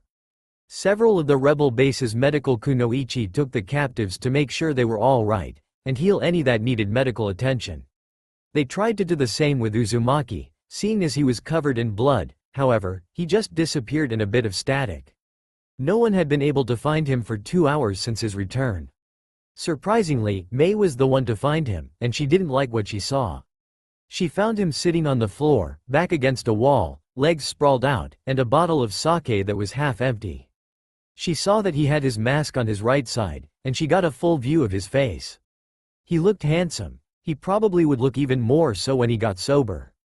As she saw him about to take another swig of the drink in his hand, she decided to put a stop to him before he hurt himself, and try to figure out what was wrong with him and help him. She quickly got to him, and snatched the sake bottle away from him. "Heish, gives that's backs," he slurred, trying and failing pathetically to grab the bottle back. "No, I ain't giving you jack shit till you tell me what the hell is going on with you. Why are you acting like this?" Mei said, practically demanding answers from the drunk man.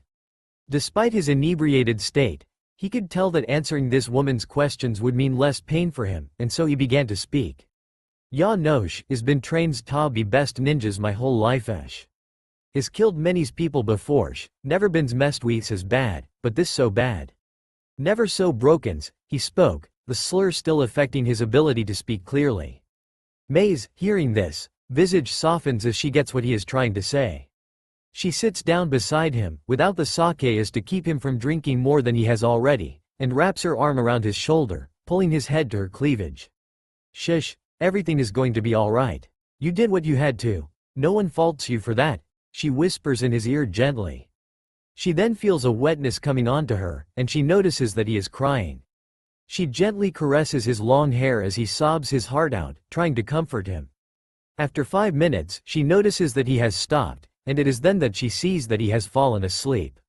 She smiles, and, with the aid of chakra, she picks him up and shushens to his room. She gently lays him down, and turns to leave, not before kissing his forehead and wishing him a good night. He awoke from one of the best nights of sleep he had in his life, despite waking up with a mild headache and hangover.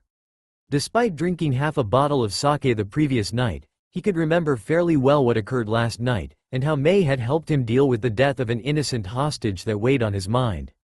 As he got dressed and ready for the day ahead, he mentally swore to himself that he would thank Mei for the help and emotional support she had given him. He heard Aki, the same woman he sparred against 5 days ago, calling loudly that all rebels were requested to show for an announcement, so with that in mind, he made his way toward the amassed crowd. I want to thank everyone for getting her so quickly, now done to business. I have just received some disturbing news from my spy. Kirikuger's army has been spotted heading towards our base, led by the Mizukage herself. Mei spoke with a sense of urgency. The majority of the rebels gained grim looks on their faces and others began whisper, while a small few started to panic. Seeing this, Mei spoke to regain the masses' attention. Now is not the time to be panicking. What we need to be doing now is preparing for this major battle. We all have fought so hard in this pointless war against civilian women and kunoichis with bloodlines, and now we have a chance to end it by striking down the Mizukage. So how's with me? Spoke Mei, trying to encourage the mass of kunoichi. It must have gotten through to them because they began cheering her and saying, "We can do this," and "Let's end this war." Now I need all of you to set up any defenses that you can to try and weaken their army. Prepare as much as you can. Dismissed, she said, her voice filled with finality. As the massive crowd began to disperse, doing whatever they could for the upcoming battle, Uzumaki made his way towards Mei. Impressive speech, Mei. You really got the crowd in fighting shape, he spoke. Mei gave him a small smile, and nodded in thanks before deciding to get back to the most important topic right now. Uzumaki, I need to know what all you can do, and I need to know now. This is no time to hide any skills that you have hidden away. We need everything we've got to survive this onslaught. She spoke in a serious tone, almost hinging on desperate. I am a journeyman-level seal master, and am capable of creating my own seals for a multitude of things. Defense, traps, and capturing are just some of my specialties. I also possess 2 assassination techniques that are quite dangerous, and I have knowledge on water and lightning-style ninjutsu, and I developed and tested 2 genjutsu that are devastating to any opponent. I can rewire some ninjutsu and genjutsu techniques to seal form and spread them out as forms of both offense and defense. He spoke, informing her of what he was capable of. Mei stood there, eyes widening by the second, as she continued to listen to him. After she regained her bearings, she quickly began giving orders that he was to perform to prepare for this fight. He nodded and left to begin setting up everything needed to create traps that would disable the enemy. After 2.5 hours he was finished setting up his defenses, and reported back to Mei, who quickly gathered the rebels once again to inform them of Uzumaki's traps. 3 hours later, the base was completely prepared for the coming of this fight, and Uzumaki finally had some time to speak with Mei. Mei, I want to thank you for everything you have done for me, especially when you helped me through the emotional problem I had concerning the last mission. No problem, Uzumaki, I am just glad I could help you get over it, Mei replied, a smile appearing on her face. Ya no, hearing you say Uzumaki all the time is getting quite annoying, and since I don't know my own first name I'll just go with what I overheard some of the kunoichi and hosages say about me during the last mission. You can call me Akuma, the now named Akuma said. Mei smiled, glad that she finally had a first name to call him, even if it was self-given. He was right, saying Uzumaki over and over again when talking to him was getting annoying.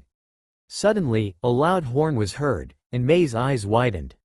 She ran out towards the courtyard, and yelled, adding chakra to her voice to amplify it, "Everyone, the Mizukage and her army is here, prepare for battle." At this everyone assumed their positions, getting ready for this massive battle.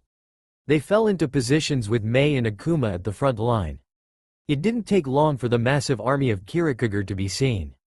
As the army got closer and closer, the rebels seemed to get a little disturbed that Mei hadn't gave an order yet.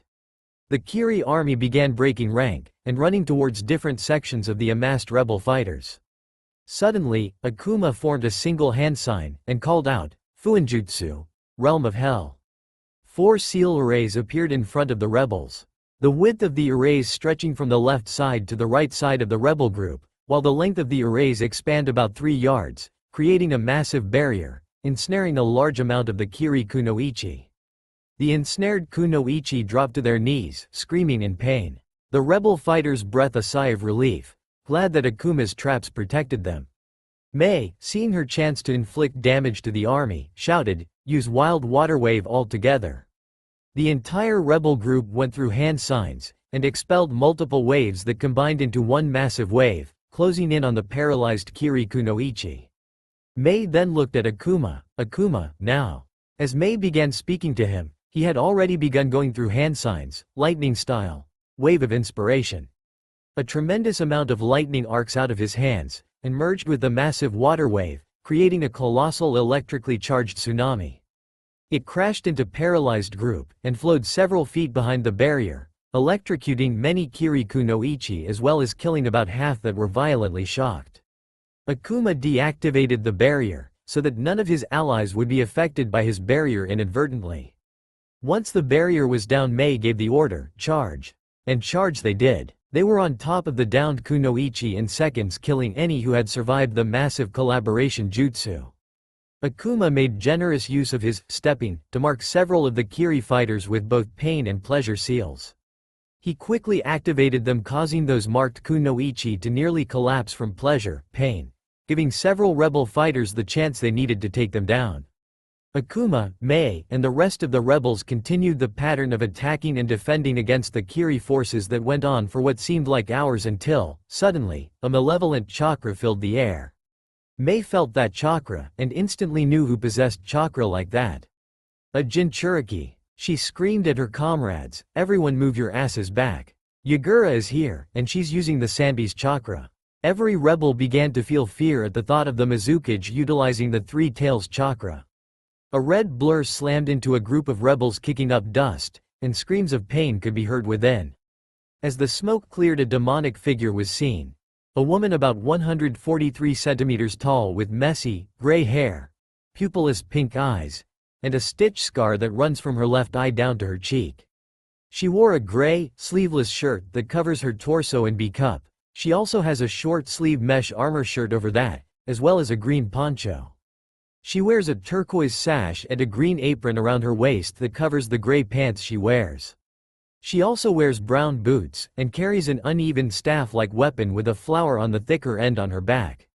However, what made her look even more dangerous was the ominous-looking three-tailed, red chakra cloak that surrounded her, giving her a feral appearance. Mei, seeing Akuma in the crowd, shushined to him, desperately hoping that he had something to deal with a Jinchuriki capable of controlling her beast. "Akuma, do you have anything that can take care of this?" she said, panting heavily from the physically demanding battle. "Why yes, I do, but I need a distraction first," he said, not in much better shape than her. Mei nodded and provided that distraction. She went through a few hand signs, and spat out several globs of lava that headed straight for Yagura. Yagura was too preoccupied dodging the globs of lava to realize several glowing chains wrap around her body. She tried to break out of them, but found that she was unable to. She looked to the source of the chains, and found that they had popped up out of the ground. She looked around and saw those same chains, a few feet away, sprouted out of the ground and flowing into the back of a red-headed, masked male. Males can't use chakra. What was going on here? She got angry that this puny male was capable of restraining her. The Mizukage. She began to channel more chakra from her beast, forming a dark red sphere around her. She released a shockwave of power that was capable of kicking up a lot of dust and snapping this male's chains. The smoke cleared, and showed what people would think would come out of a nightmare. A gigantic three-tailed turtle monster with one eye visible. Every rebel was frozen in fear at this monstrous sight. They had lost. There was no way they could fight this. Even this male that helped them could not fight this. The three-tailed turtle was about to advance until it was stopped by familiar chains.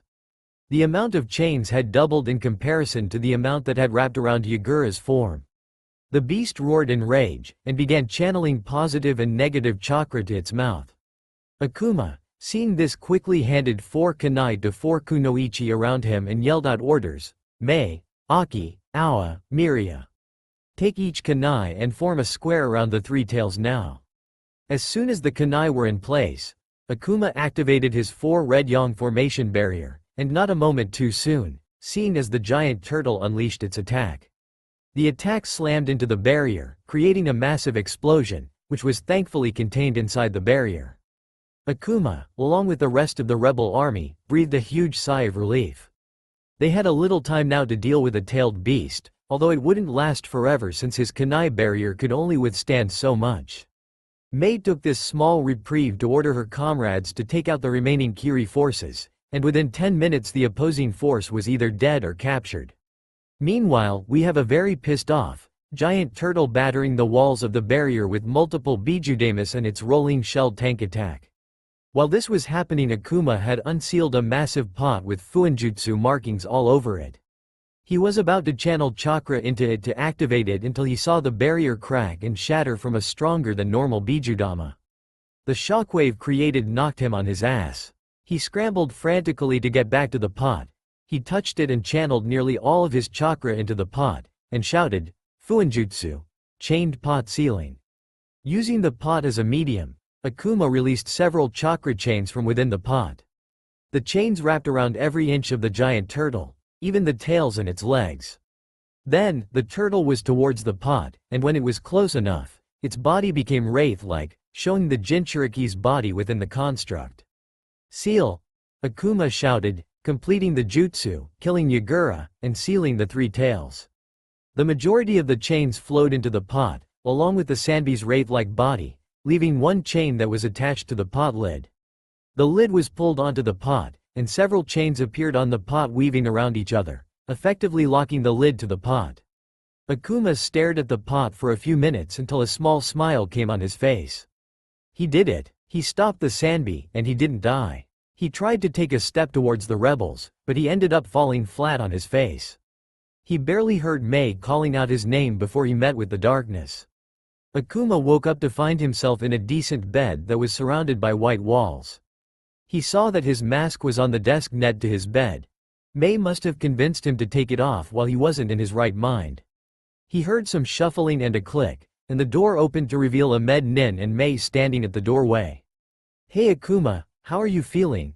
Mei asked, while the Med Nin, who was trying and failing to keep the blush from appearing on her face, began doing a series of tests on him.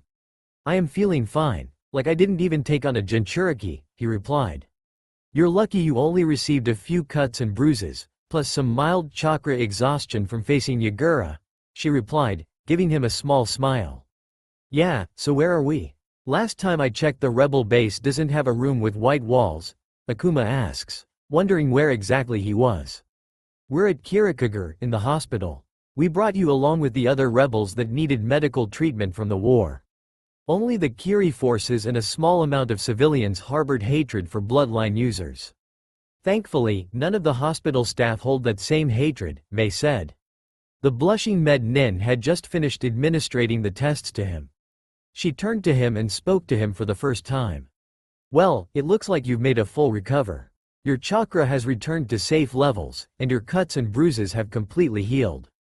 I guess that from your Uzumaki heritage before they were nearly wiped out during the Third Kunoichi War." "Ah, thank you for the help," he said, as he got out of bed and began to get dressed. He was about to put his mask back on, but Mei stopped him. He looked at her confusingly. "What are you doing? I was wondering if you could not have your mask on for a while? I think that the rest of Kiri would like to see the face of its hero and savior, especially the rebel forces that you fought alongside with. Please," she asked, while bringing out her most dangerous technique. No, not that, not them blasted puppy eyes," he thought as he looked at her, his will beginning to crumble under the absolutely cute look. He sighed, "Fine." She instantly gained a happy look on her face, glomps his arm positioning it between her voluptuous, and proceeds to drag him out of the room. The Med Nin, who had seen the entire scene take place, had one thought cross her mind: "You bitch." The civilians and few kunoichi that were around saw an intriguing sight. The well-known leader of the rebels was walking with a man, a very handsome man at that. The civilian women were annoyed that Mei had her arms wrap the arm of such a good-looking male, secretly wishing that they were in her place. The kunoichi, however, were racking their brains. They had seen him somewhere before. He was wearing the exact same outfit as the male that helped them. In fact, he had the same hair and eyes. No way. As this was happening, the pair was having their own conversation. "You caused a lot of commotion, ya no, being the only known male being able to use chakra. Some kunoichis and civilian women are going to come after you in an attempt to wed you, both for being able to use chakra and the feats you've accomplished," she said, seeing several women in the street, both kunoichi and civilians, looking at him with blushes. Some have even suggested that you take over Kiri as the cage based on your feats in battle alone. Really, well, hate to burst their bubble, but I have no intention of being a cage. Maybe in the future, but definitely not now. And as far as marriage, I want to marry a woman that cares for me, not because of what I can do, Akuma said, replying to the big bombs she had just dropped on him.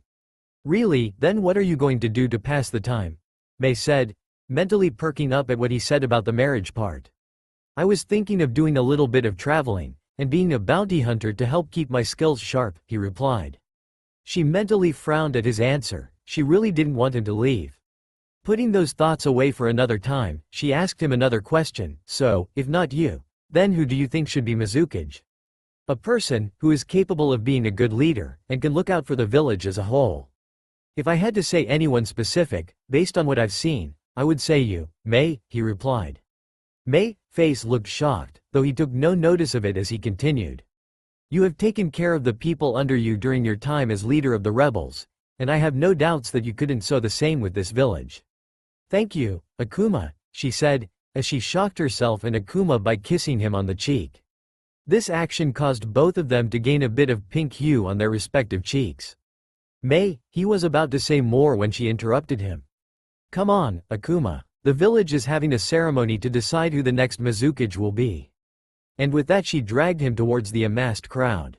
30 minutes later, it was announced that Mei had been chosen to lead the village into a better tomorrow. The village as a whole had thought she was a good choice, however, there were still a few who thought that the male could do just as good as Mei. As Mei had gotten situated in her new office, she asked Akuma to stay for a little bit. I know that you have your own plans concerning after this, but I was wondering if there was any way I could call on you if I need you, she said, hoping he would say yes. As he thought for a few minutes before replying, yes I could. It wouldn't be much trouble to do so. Moving with such speed that she surprised him, she grabbed him into a hug, causing his head to meet the valley of her chest. Thank you Akuma, she squealed in happiness. Akuma, however, was starting to squirm, trying to get free in order to breathe air. His squirming became feebler as the seconds passed until he became limp. At this time, Mei noticed his lack of movement, pulled his head from her chest, seeing his eyes taking on a swirl-like appearance. Akuma. She quickly used a weak water jutsu to wake him up, and wake up he did. He sputtered as he sat up, mentally thanking whatever god there was that allowed him to breathe again. I'm so sorry about that, Mei said, looking down as she had been the one to knock him out.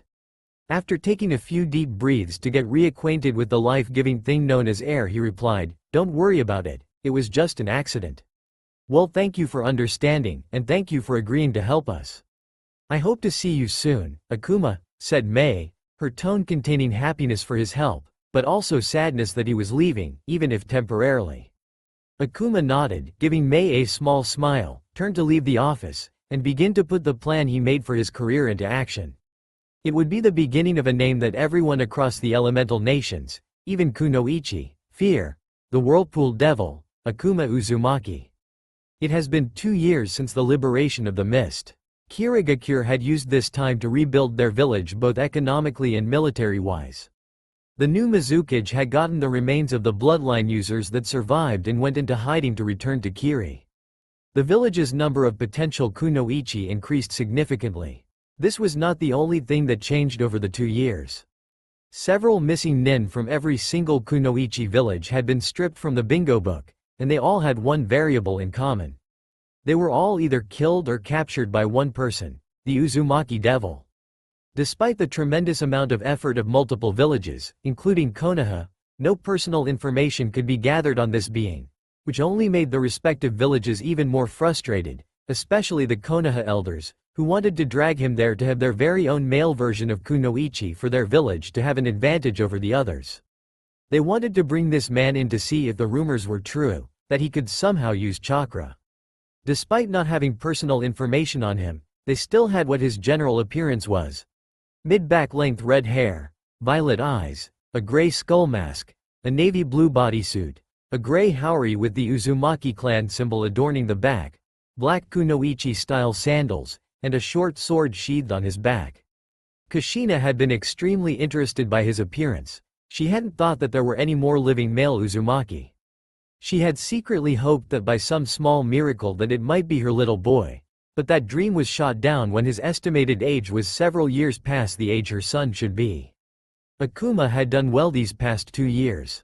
He developed quite the reputation from doing all the jobs that he did, which mainly were hunting down missing nin from whatever daimyo, whether they were the fire daimyo to the earth daimyo. He performed all missions he was assigned, although he stayed away from actual kunoichi villages since they would most likely capture him for the use of breeding him. His skills increased as well, thanks to his 2 teachers, who had been surprisingly quiet during his time in the Kiri War. They continued his education on fuinjutsu, while keeping his kenjutsu and taijutsu in good form. He had also developed different variations to his evil flesh blade technique, most of them being long range. Kiri had become kind of his unofficial main base for his bounty hunting job, which was good because it gave him a reason to visit Mei. Speaking of Mei, the two had gotten quite close over the past 2 years, to the point of dating. The couple had the majority of the women in Kiri, kunoichi and civilian alike, utterly jealous that Mei had staked her claim on the young man, much to the ire of the male population. Unfortunately, some of the civilian and kunoichi had taken up to stalking him. Much to both his and Mei's annoyance, however, he was able to get away from them. Thank God for his speed technique. The only good thing about the whole stalking situation was that some of the kunoichi still took to being with women, so he didn't have to worry about that particular group. They had not taken to having just yet.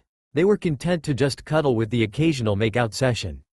These sessions were in Mei's private quarters, and were the only place where Akuma would take off his mask. They were currently cuddling with each other, simply enjoying each other's company. Mei then picked up her hat from Akuma's chest, and began whispering to him. Akuma, you know that Kiri was known for having our fraction known as the 7 Swordswomen, right? He nodded in response. Well, at the moment, Kiri only possess one of the original swords, Haramekure. The other swords are either in the possession of Kiri missing nin or they have been hidden away. That said, I was hoping you could gather the swords, so that Kiri can recreate the 7 swordswomen of the mist. I would be willing to label this a mission in Kiri's mission book. She speaks as she caresses his chest in a circular fashion. Akuma replies, Mei, I would be glad to accept that mission. Besides, I was planning on going after Zabuza since I acquired some information about her location. So, the only question is, do you want me to bring her back to the mist or just kill her? I would prefer you to bring both the sword and the wielder back together, but if you can't convince her to return willingly, then kill her and bring the sword back. That goes for all the other wielders that you find while on this mission, Akuma, she replies.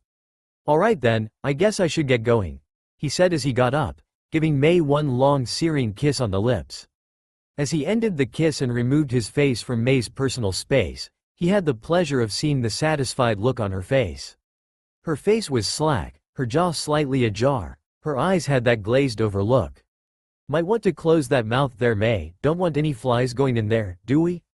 She got her bearings back and gained a massive blush on her face as Akuma placed a gentle kiss on her forehead. See you later, Mei, he said, as he walked out of her quarters to get ready to hunt a demoness. Akuma is currently standing outside Kiri, fully prepared to hunt down his newest target. He heard from his contacts that Zabuza had been spotted in Wave, so that was the first place he was going to look. He prepared himself and jumped into the air. At the peak of his jump, he vanished, appearing 2 miles away, only to vanish again. It took him 3 hours to get to Wave. Hopefully, there would be something that would hold Zabuza from doing whatever she was doing in Wave long enough to get her attention. He created 10 shadow clones and had them spread out in order to gain any information possible on the whereabouts of Zabuza. About an hour later, he got some interesting information from one of his clones. Memory feedback. I have been running through this forest for about 35 minutes, and I haven't found anything concerning Zabuza. Era. This is getting so frustrating. Suddenly, I hear the sound of metal hitting something. I quickly make me way towards the noise, while activating the hiding with camouflage seal I developed to prevent anyone from discovering me. I perch myself on a branch that gives me a clear view, and then I observe whatever is going on. I see my target, Zabuza, in the clearing, standing on her blade, which was lodged in a nearby tree. She is fighting another kunoichi, Hitaki Akasha of the Sharingan, and faring well against her.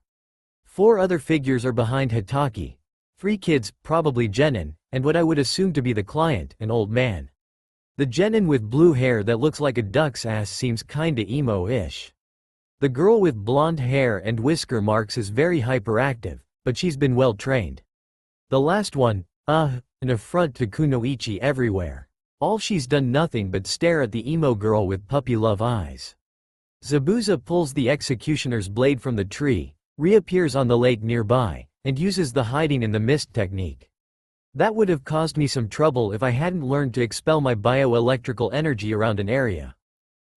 Let's see how they do. Zabuza appears in the midst of the genins and client, sword ready to cleave through all 4 of them. However, it is stopped by the genin's sensei, who plunges a kunai into Zabuza. Her body disperses, revealing her to be a water clone, as she reappears behind Hakate, her blade already in motion to cleave Hitaki in half. The blonde genin screams at Hitaki in an attempt to warn her, but the blade cuts Hitaki in half. Impressive Hitaki already substituted with a water clone, and reappeared behind Zabuza with a kunai in hand to deal the finishing blow.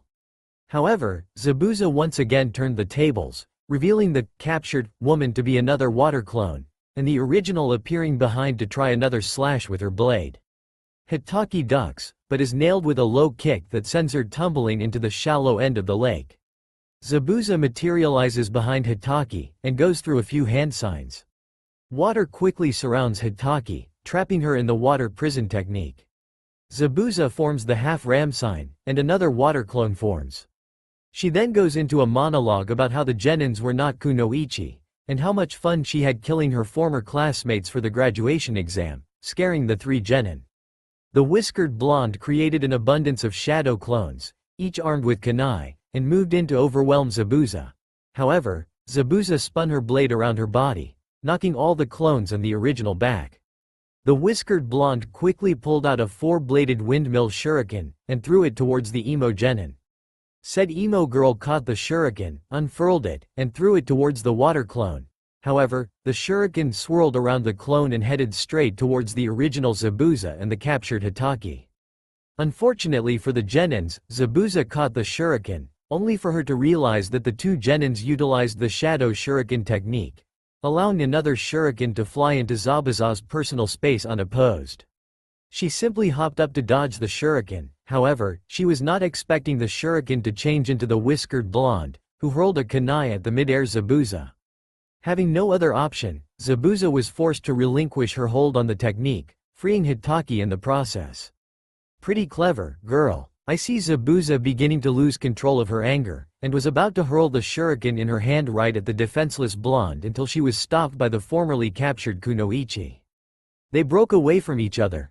They both begin to go through the exactly same hand signs, and casting the same jutsu. Water style. Water dragon bullet technique. The 2 jutsus cancelled each other out, and the 2 engaged each other once again in taijutsu.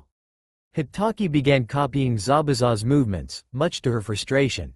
Hitaki quickly got the upper hand with a faster time-managed hand seal, and caused a massive explosion of water, knocking Zabuza onto the shore and into a tree.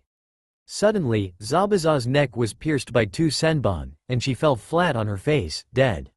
I see the group look to their left. I follow their looks, and see a young hunter nin. She wore a pinstriped outfit that stops at her knees, a green haori with white trimmings over the outfit, a brown sash wrapped twice around her waist, light brown platoon sandals, and a white hunter nin mask, which had curved eye holes and a red wavy pattern in place of the mouth, as well as the Kirikuger symbol etched in the top. I immediately know something is off. May would have told me if she sent another person after Zabuza or if she was informed of any hunter nin that was following Zabuza's trail. Hitaki appears before the corpse of Zabuza, and checks its pulse. Most likely not finding any since there are death points around the area the neck that can simulate a death-like state. The hunter nin then gathered the corpse, and vanished from the area. It seems the fight is over. However, I did get adequate information about my target. Another good thing about this was that I got some amusement from the reactions to the blonde genin at the end of the fight. It was so cute on how confused she was. Suddenly, the sensei collapses, probably chakra exhaustion. The genins grab her and take her to their client's home. Now that I know where they live, I can dispel and deliver this information back to boss. He'll know what to do next. End. Akuma took a moment to steady himself from the influx of information. Then he jumped into the air and, while utilizing his stepping technique, made his way towards the client's home. 30 minutes later, he was in front of the walkway of the team's client's house. He walked up to the door and gently rapped it. The door creaked open, and a frightened woman could be seen in the crack. "Who are you? What do you want?" She spoke in a timid tone, frightened by the imposing presence this man gives off. "Peace, ma'am. I am not here to hurt you or anyone that is currently residing in your home. I just wish to talk with the group of kunoichi you are providing shelter for.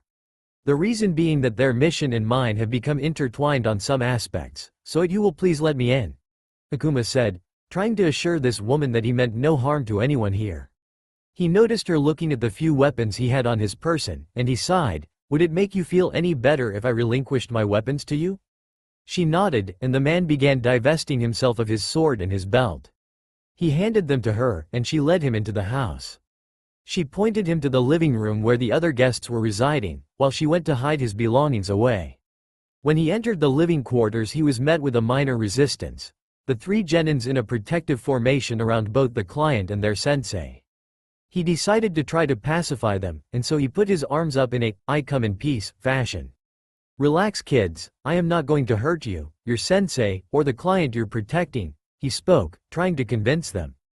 It didn't really work. There was an awkward moment of silence until the sensei of the group decided to break it. "Guys, calm down. His form shows that if he wanted to he could kill everyone here, even me in my current condition," Hitaki spoke, while taking in his appearance and thought, "So, you're him. Wonder why you are here. Thank you. Now, as I can tell that you're all wondering what I am doing here. Well, it's simply, I am after Zabuza as per the mission statement from the new Mizukage of Kirigakure, and so I will offer you a deal. You continue to look after your client, and leave me to take care of Zabuza and her companion," he said in an even tone. The three genins, learning that he knew about the fake hunter Nin, caused a little outburst from the whiskered blonde and pink-haired emo lover. "If you knew about Zabuza's ally, then why didn't you help, you bastard?" He chuckled as he answered their enraged question. "Simple. I couldn't assault Zabuza without knowing what she was capable of or if she had any companions, so thanks to your little quarrel with her, I now know what I need to know in order to be fully prepared for my confrontation with her." This led the three genins in an annoyed state, stewing over what he said. However, Hakate had different thoughts. He analyzed his situation completely before making any move. That is something an experienced kunoichi would do. He would be a great asset to any village if he ever joined one, although I wonder if the other rumors about him are true. Akuma returned his attention to the bed-ridden Jonin, and asked, "So, do we have a deal?" Hitaki nodded, and said, "So long as you do not endanger our mission, we will not endanger yours." He nodded, and turned towards the door to leave. He had his hand on the handle when he heard someone speak. "Please, why don't you stay for supper? You making the trip here must have been exhausting." He turned to see it was the woman that let him in the house. Hitaki, seeing this as a chance to get more information on him, said, "Yes, please stay. I hear from Tazuna, our client, that his daughter makes quite a great soup." "All right, it has been a good 7 hours since I had a hearty meal," as he turned to the woman, "and I would assume you are his," pointing to the old man, "daughter, Miss Tsunami, and yes, he is my father, although he is drunk most of the time," the now named Tsunami answered, huffing at the end. Tazuna, however, was in a corner, rain cloud over his head, grumbling about disrespectful daughters that haven't experienced the wonders of alcohol. No one paid attention to him. During this, Hitaki decided to rest more to regain her strength. However, after an hour's rest, she awoke with a start, scaring Pinky and Whiskers, and alerting the rest of the household. She seemed in deep thought until Whiskers voiced her question. "What's the matter, sensei?" Hitaki replied, "Well, Hunter Nin usually destroy the body upon killing their target, and even if they just needed proof of their kill, they could just take the head." She was about to say more until a voice interrupted her. "Ah, now you realize it," Akuma spoke. "So, you noticed it too?" asked Hitaki. "Yes. It seemed odd that a hunter Nin would use senbon as weapons to hunt missing Nin. That and the Mizukage would have informed me if any hunter nin from Kiri that she or the previous Mizukage sent. Which she did not, replied Akuma. Well, what does that mean, sensei? Asked the pinkhead, while the emo girl's face gained a look of understanding. It means that hunter nin was an ally, and that Zabuza is still alive, said Hakate, while the genins and the client's face turned pale. BB, but from what you said, hunter nins are supposed to kill missing nin, Tazuna stuttered. No, it would be best to prepare for the worst before it's too late to do anything about it, Hakate said. Gadu could easily hire a kunoichi stronger than Zabuza. The pinkhead decided to input her opinion. But sensei, how will we prepare for the worst? You can barely move. Well, Sakura, you guys will receive training, Hitaki replied to the pinkhead now known as Sakura, who yells in response. And what's a little training supposed to do? Our enemy made you struggle. Hitaki spoke in a tone to calm her down. Sakura, who was the ones that saved me from the woman that made me struggle. You guys have already improved greatly, now turning her attention towards the whiskered blonde, especially you, Naomi, you've improved the most. Naomi decided to put her thoughts in the conversation. Sensei, if Zabuza is alive, then shouldn't we be training since she could attack at any time? Well, Naomi, when a person comes out of a death-like state, it usually takes them about a week to recover full mobility of their body, said Hakate in a matter-of-fact tone. Suddenly, a little kid came down the stairs. Inari, where were you? Tazuna exclaims as he pulls Inari into a hug. Who are these people, Grandpa? Asks Inari, having a look of gloom on his face. Tazuna replies, these are the super, awesome kunoichi that protected me. The kid turns his attention to his mother. Mom, they're going to die? At this, Naomi explodes. What did you say, you little brat? Inari replies in a gloomy tone, no one can beat Gadu. You brat, I'm gonna. Naomi starts until she is interrupted by Sakura.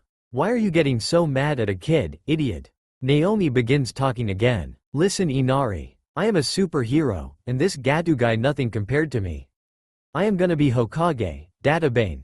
There's no such thing as a hero, you moron, Inari says, still in a gloomy tone. He then runs upstairs to get away from the group. Sorry, Tazuna apologizes for how Inari has acted towards them. Hitaki and her genins walked outside to start their training. Akuma followed in order to see how far along they are. Now you guys know about chakra, right? Asked Hitaki, getting a nod from her genins. Well, now we're gonna work on chakra control. This will help you control your chakra more effectively. We will start with tree climbing. But sensei, we already know how to climb trees, Sakura butts in.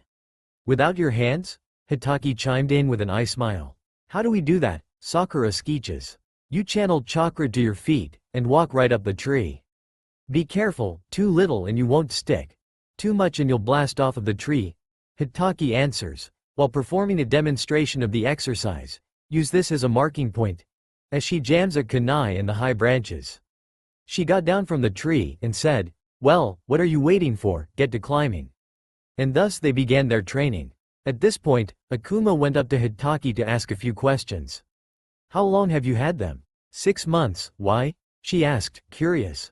6 months, and you are just now getting on the basics of chakra control.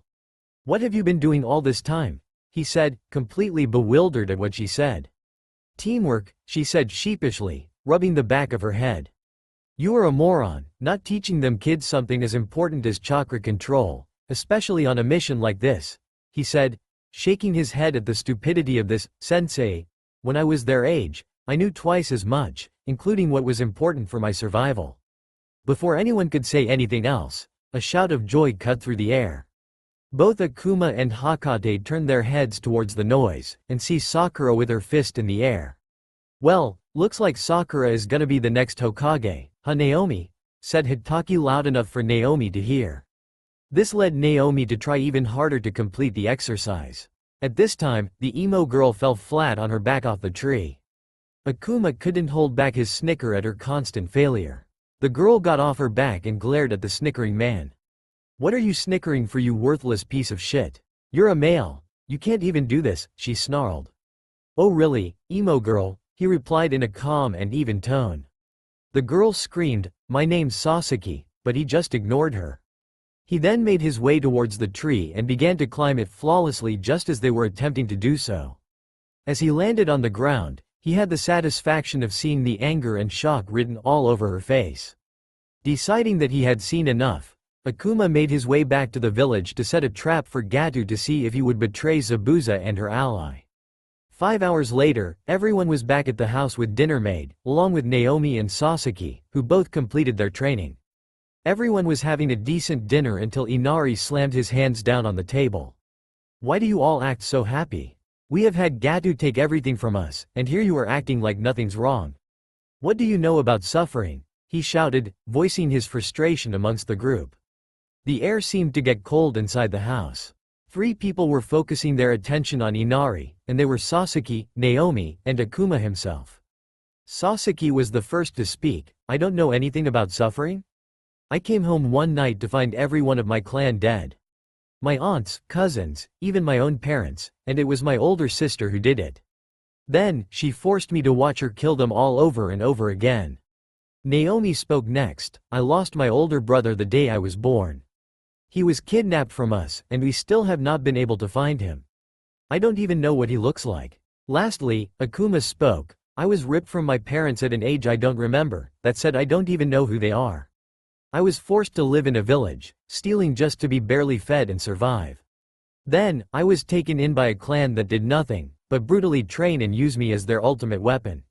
You still have your family, a place to sleep, and plenty of food in your belly. So boy, as you heard, there are plenty of people who have suffered a lot more than you have." Inari, having no retort, huffed and ran upstairs.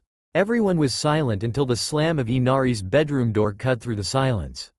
Tsunami, staring at the 3 who spoke, was the first to speak. "Was all that true?"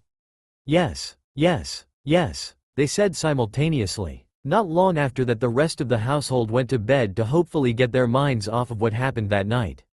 Hitaki, her team excluding Naomi, who was still asleep at the house, their client, and Akuma were at the bridge. Hitaki and her team were looking after their client, keeping him safe, while Akuma was staying hidden until Zabuza and her companion appear. Suddenly, mist began to creep into the area, getting thicker by the second. A second later, Zabuza and her ally appeared before the team, causing said team to immediately get into formation to protect their client. "So, the kids are back to try being actually kunoichi, huh?" Zabuza said in a mocking tone as she reached for the handle of her blade. "Haku, take care of the brats, while I take care of the Sharingan." "I don't think so, Zabuza."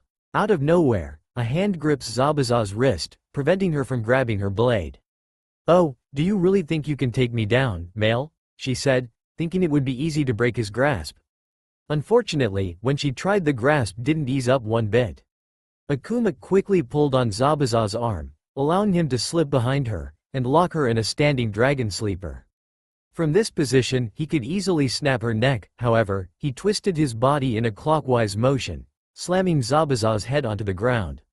The impact caused Zabuza's body to roll on her back, while Akuma used the momentum of his spin to rise to a kneeling position.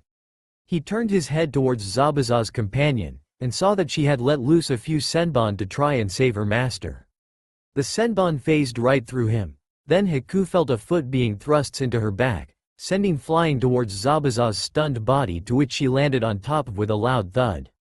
The duo took a moment to right themselves, their brains going a mile a minute to try and figure out how this happened. "So fast. I didn't even see him move," thought Haku, who was looking at this new foe with cautious eyes. "He's a male. How can he even match my strength, much less overpower it?" thought Zabuza, wondering what the hell this male was. "So, now that you see a small part of what I am capable of, will you cease this fighting?" asked Akuma, unknowingly scaring all present kunoichi when he said that was only a small part of what he was capable of. "Who are you? What do you want with me?" asked Zabuza, who was slightly scared, but refused to show it. "Akuma Uzumaki, and I am here to take you back to Kirigakure under orders from the Mizukage," he says in a calm tone. "Like I'll ever go back to that bloodline-killing bitch. Besides, she'd kill me the moment I stepped in the village," Zabuza snarled. "You're mistaken," Akuma states, as he begins to go over what has happened the last few years. While he was explaining things to Zabuza, the Konoha team's sensei was staring intently at Akuma. "I recognize the small burst of chakra that he used to make a bushin, but how did he get behind Zabuza's allies so quickly?" There wasn't any chakra in that movement at all. Was it pure speed? Thought Hitaki. Her genins weren't doing much better. They had never seen a male move that fast nor used chakra at any time. Akuma had just got done explaining the recent happenings, and now Zabuza was responding to him. So, you're saying that Yagura is dead, and the new Mizukage is a dual bloodline user and she wants to recreate the 7 swordswomen. Zabuza spoke, in a slow tone. Yes, and I have something else to tell you too. Something very important, he said, his voice chiming at the end. What would that be? She said in a cautious tone. Well, I talked to Gatu yesterday, and as it turns out, he was never planning to pay you the money he owes you for this job. He took my offer of killing you without pay, so long as I got the bodies without a second thought. Now, I am not going to kill you as that interferes with my mission, but I just thought that I should let you know what he's planning, he spoke, causing Zabuza's eyes to narrow at what she heard. Suddenly, screaming was heard throughout the clearing. What the hell is going on here? Zabuza, you should be killing these fools, not talking with them. Everyone turned their attention to the source of the noise and saw a midget with brown, spiky hair, dark eyeglasses, wearing a nice suit, and holding a cane with both hands. After calming down, Gatu spoke, Hey, you a demoness, don't make me laugh, more like a baby demoness. I never planned on paying you anyway, and since you failed to kill the builder, I'll just settle for his family.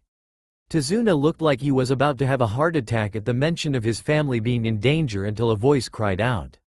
Wrong. The voice turned out to be Naomi, who began speaking. I got woken up by those bandits that you sent, and took them out so they're safe from you. Tazuna looked at Naomi gratefully. Thank you, Naomi. Gatu didn't seem to like this very much, as this was displayed by his shouting. Well, what are all of you waiting for? Kill them, but leave the women alive. They'll fetch me a nice price. Akuma didn't like those words very much. He turned to Zabuza, who he could tell was itching for a fight, and asked, Mind if I have some fun with the bandits? I'll leave Gatu to you. Hell, I'll even gift wrap him for ya. Ending in a tone that sent tingles down the demoness's spine. She nodded, and he stepped towards the entrance of the bridge. Let's see what trash like you can do, he said in a mocking tone, intently trying to get them angry. It worked. They charged in an enraged, reckless fashion. Akuma waited till the first line was a few feet away from him, channeled chakra to his eyes. His hair began moving like it had a mind of its own, and unleashed his dujutsu upon the first line of men. The first line of men stopped, turned their blades towards each, and killed them. This caused the men behind them to hesitate, but that was all Akuma needed to end it.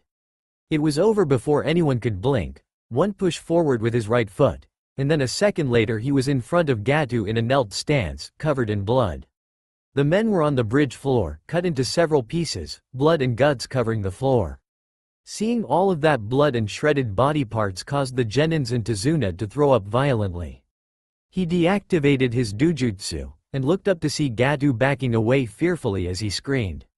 What are you? You monster. You demon. Gatu turned to run away in the hopes to live to fight another day, but that turned out to be a useless move. Where do you think you're going? We haven't finished up here, he spoke in a creepy sing-song voice, as a single chain made of chakra wrapped around Gatu's entire body, preventing him from escaping. This move brought shock to 2 of the Konohaku no Ichis. Those are just like Mom's chains, thought Naomi. Those are just like Kushina's chains, thought Hitaki. Back to blood-covered Akuma, who was walking with a wiggling Gatu in his chains. As he got closer to Zabuza, he noticed she had this look of lust on her face. Dressed in blood, and presenting pre-wrapped gifts. You should know how to treat a girl, she said in a sultry tone. If you think this is good, you ain't seen nothing yet, sweetheart, he replied in an equally sensuous tone, causing Zabuza to gain a little blush, which was, thankfully, hidden by her bandaged face. This flirting also brought blushes to the Konoha team as well as Haku. Well, here's your gift, my lady, he said as his chain threw Gatu at Zabuza's feet. It's been a week since the Konoha team parted ways with Zabuza, Haku, and Akuma, and now they were finally at the village gates. All the team wanted to do now was give their mission report, go home, and rest. Halt! Who are you, and why are you here? Spoke one of the Eternal Chunin, preventing the team entry into the village. Team Akasha, returning from our mission in Wave, she replied, while the entire team showed the village guards their IDs. Alright, Go ahead and give your report to Lady Hokage, said the other Chunin guard. Akasha and her team did just that, making a beeline towards the Hokage tower to inform her former sensei of their mission. As they walked into the waiting room, a secretary greeted them. "Hello. Is there anything you need?" she asked in a polite tone. "Yes, we're here to report our mission to Lady Hokage," Akasha replied. The secretary went to the door and knocked, then said, "Lady Hokage, Team 7 is here." A faint, "Send them in," was heard through the door, and with that she granted Team 7 entrance to the office. They saw a woman dressed in red and white theme-colored robe with a hat that had the kanji for fire shadow on the front.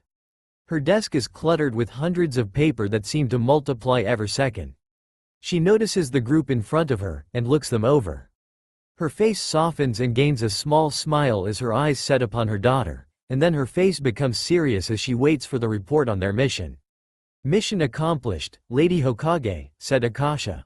"Good. Were there any complications?" Minako asked. "Well, we ran into the demon sisters along the way, and later encountered Demoness Zabuza after the team decided to continue the mission," Akasha replied, hoping that last part would calm her down. Unfortunately for Akasha, that was not the case. Minako balled her fist, to the point of her knuckles turning white, while a few veins appeared under her skin on her forehead. "So," she started slowly, "you allowed 3 inexperienced genin, one that just happens to be my only daughter, to continue a mission with 2 C-rank missing nin and an A-rank missing nin against them. Are you out of your mind? What made you think that they were ready for that, huh? What if they died?" "Well, fortunately they didn't, and I have to say that the first encounter between the team and Zabuza was interesting. I had gotten myself captured, however your daughter was able to come up with a plan using shadow clones and henge to free me. As for the second encounter, it didn't end in a fight since we had a little help convincing Zabuza to call off the mission," said Akasha. Despite feeling extremely proud at her daughter for saving her incredibly stupid sensei's ass, she was still mostly running in anger at the moment. "What? Don't tell me that the person who helped you out was this mysterious male who's been taking out C to A-rank missing nin from the other villages," Minako said, her voice filled with sarcasm. "Actually, yes," she said, chuckling nervously with an eye smile. After taking a minute to realize that she wasn't kidding, she took out her bingo book and flipped to a certain page. Name: Akuma Uzumaki. Alias: the Uzumaki Devil. Age: estimated late teens, early 20s. Description: mid-back red hair, violet eyes, estimated 6 feet in height. Wears a dark navy blue bodysuit, sleeveless gray haori, a large brown belt on top of both the suit and haori, short sword sheathed on the left shoulder, standard kunoichi sandals, and a gray skull mask covering his face. Information: well known for taking out missing nins from other villages of all ranks, excluding S rank. Rumors of being capable of using chakra. Kenjutsu unknown, taijutsu unknown, ninjutsu unknown, fuinjutsu unknown, genjutsu unknown. Akuma Uzumaki, Minako said aloud. Naomi decided now would be the perfect time to add her input in this conversation. "Yeah, he was so awesome. He was so fast, I couldn't even see him, and he could do mom's chains, too. So the rumors about him and chakra are true?" asked Minako, turning her attention back to Akasha. "Yes. I don't know how extensive his knowledge goes, but he is capable of tree walking and using the Bushin technique very effectively," she spoke. Do you know what he was there for?" Minako asked, curious as to his appearance during their mission. "From what I overheard, there's a new Mizukage in Kiri, and she wants to rebuild the 7 swordswomen group. So, given that most of the sword holders have turned missing nin, I would assume that this is most likely a long-term mission," answered Akasha. Mumbled Minako before saying, "Team 7, you have the rest of the day off. Go rest, see your families." Akasha, "Stay a minute." With a nod from their sensei, the 3 genins left the office to go their separate ways for the day, leaving Akasha and Minako alone in the office, bar the Anbu guards. "Akasha, you and I are going to the T&I department right now. I need to see what this man is capable of, even if it is just a glimpse, with my own eyes," she said, grabbing Akasha's shoulder, and flashing towards their destination. As they appeared in a flash, sensei and student were met by the head clan of the Yamanaka, Inoichi. "Lady Hokage, what is it that you require of us?" she asked. Inoichi, I need you to take me into Akasha's mind to see what happened during the last mission she and her team were on, Minako replied with authority. Okay, Akasha, if you'll come with us we can get this over with, Inoichi said with a light smile. 10 minutes later they were all set up to do the mind walk. Inoichi had her hand on Akasha's head, while Minako had her hand on Inoichi's shoulder. Now, I need you all to take a deep breath. This won't hurt a bit, was all she said before she and Minako became enveloped in Akasha's mind. Inoichi and Minako looked through the last mission and saw everything that occurred. From the young man's deal at the client's house to the slaughter on the bridge, and 10 minutes later, they found themselves back in the real world. Lady Fourth, if anyone else finds out about the rumors being true before the time is right, especially the elders, this incredible young man will be hunted even more so by our Kunoichi in attempts to drag him here, and use him endlessly as a breeding machine, stammered Inoichi, still in awe that a being like this man existed. Yes, for the moment, we need to keep this to ourselves. No one else is to know of the specifics of this mission, Minako said before turning her attention to her student. Akasha, I expect you to make sure your students don't blab about this either. Yes, sensei, she said, and as she was about to leave to take care of that she heard something else. Oh, and Akasha. Yes, sensei, she said, wondering what else her sensei would say. All teams will be off mission since the Chunin exams are a month away. Also, take more care when concerning your students when on missions. We have already lost Naruto. Neither Kushina nor I think we could bear the loss of our remaining child so young, she said, her eyes misting as she spoke. Akasha looked down in shame as she spoke. Yes, sensei. I won't make the same mistake twice. Sasaki was making her way to her home. While her body was going through the routine, her mind was somewhere else. She was still thinking about that male. How was he using chakra, and more efficiently than her, a Uchiha, too? She almost thought of telling her mother, but thought different of it. She was an Uchiha, and her pride wouldn't allow anyone knowing that she was ever bested, even by a male of all people. As she walked through into her home, she was met by her mother, Makoto, who she completely ignored when she was asked how the mission was. This caused a bit of heartache in the older Uchiha's heart. A few years ago the entire Uchiha clan was wiped out, excluding Sasaki and Makoto herself. The person that did the deed was none other than Izumi, Sasaki's older sister and Makoto's oldest daughter. Izumi had slaughtered the clan without any mercy, and mentally tortured Sasaki, while telling her to cling to her pathetic life and to come after her when she had eyes like her. After the event dubbed the Uchiha Massacre, Sasaki became cold to everyone, even her own mother, who tried to do nothing but help. She wouldn't accept any offers of training, calling her weak and useless. Despite her own daughter calling her weak, she was anything but. A little rusty from years of inactivity, yes, but not weak. Back when she was an active kunoichi, she was known as the Queen of Substitution for her mastery of the body replacement technique. The only reason that she has not beat the living hell out of her daughter was because she was still trying to get through her daughter's head. Makoto had tried to talk to her longtime friend, Kushina, in order to get an idea of what to do with her daughter. However, Kushina wasn't able to give her any advice. Makoto was somewhat jealous of her friend. Yes, Kushina, unfortunately, lost her only son, but she still had her daughter, who loved her unconditionally. Makoto had lost her eldest due to her becoming a missing nin after the massacre, and she was losing her youngest daughter to her own hatred, which was caused by her eldest. She only hoped that something would happen to improve the future she was expecting. Sakura had just walked into her home, and her space was quickly invaded by her mother. So, Sakura, how goes the plan to get Sasaki to marry you? Sakura's shoulders seemed to slump as she gained a gloomy look on her face as she said, No, she just keeps ignoring me, no matter what I do to try and gain her attention. Well, Sakura, just continue to do what you're doing. She'll wise up eventually when she realizes that you've been there for her at every turn, spoke Sakura's mother. Did anything interesting happen during your mission? Actually, yes. We met before she could say anything else she was interested by poof. Akasha appeared out of the smoke, and spoke before Sakura could say anything else. Sakura, you are to not speak anymore of anything about the wave mission. These are orders directly from the Hokage, and punishment for disobeying will be severe. Naomi just walked through the front door when she was blinded by a red blur. She realized that the blur invaded her space was her mother, who was hugging the death out of her. "Oh, my baby, how are you? Were you hurt on the mission?" "Nobody hurts my baby, tell mommy who hurt you, sweetie," Dedabane, Kushina cried hysterically. "Mom, stop acting like a kid. Nobody hurt me. We just had a small rough patch during the mission," Naomi said, giving her mother a playful glare.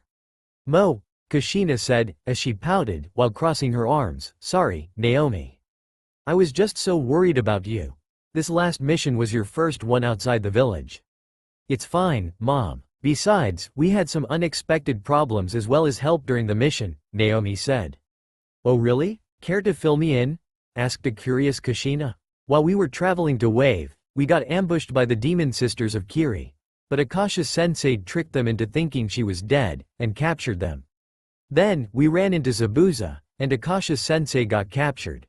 However, Sasaki and I were able to free Sensei, and Sensei came back and kicked her butt. Then, a hunter nin appeared and killed Zabuza, but we found out later that the hunter nin wasn't really a hunter nin, just an ally of Zabuza," spoke and exited Naomi. Meanwhile, Kushina was trying to keep her temper under control as she listened to her daughter explain the details of their mission. She was thinking of sneaking off to find that no good sensei of hers, and teach her a lesson about continuing mission way above the required rank of a team. At least until her daughter continued to speak. "We would have had to fight Zabuza again, along with her comrade too, if it weren't for Akuma." Kushina couldn't stop herself from interrupting her daughter.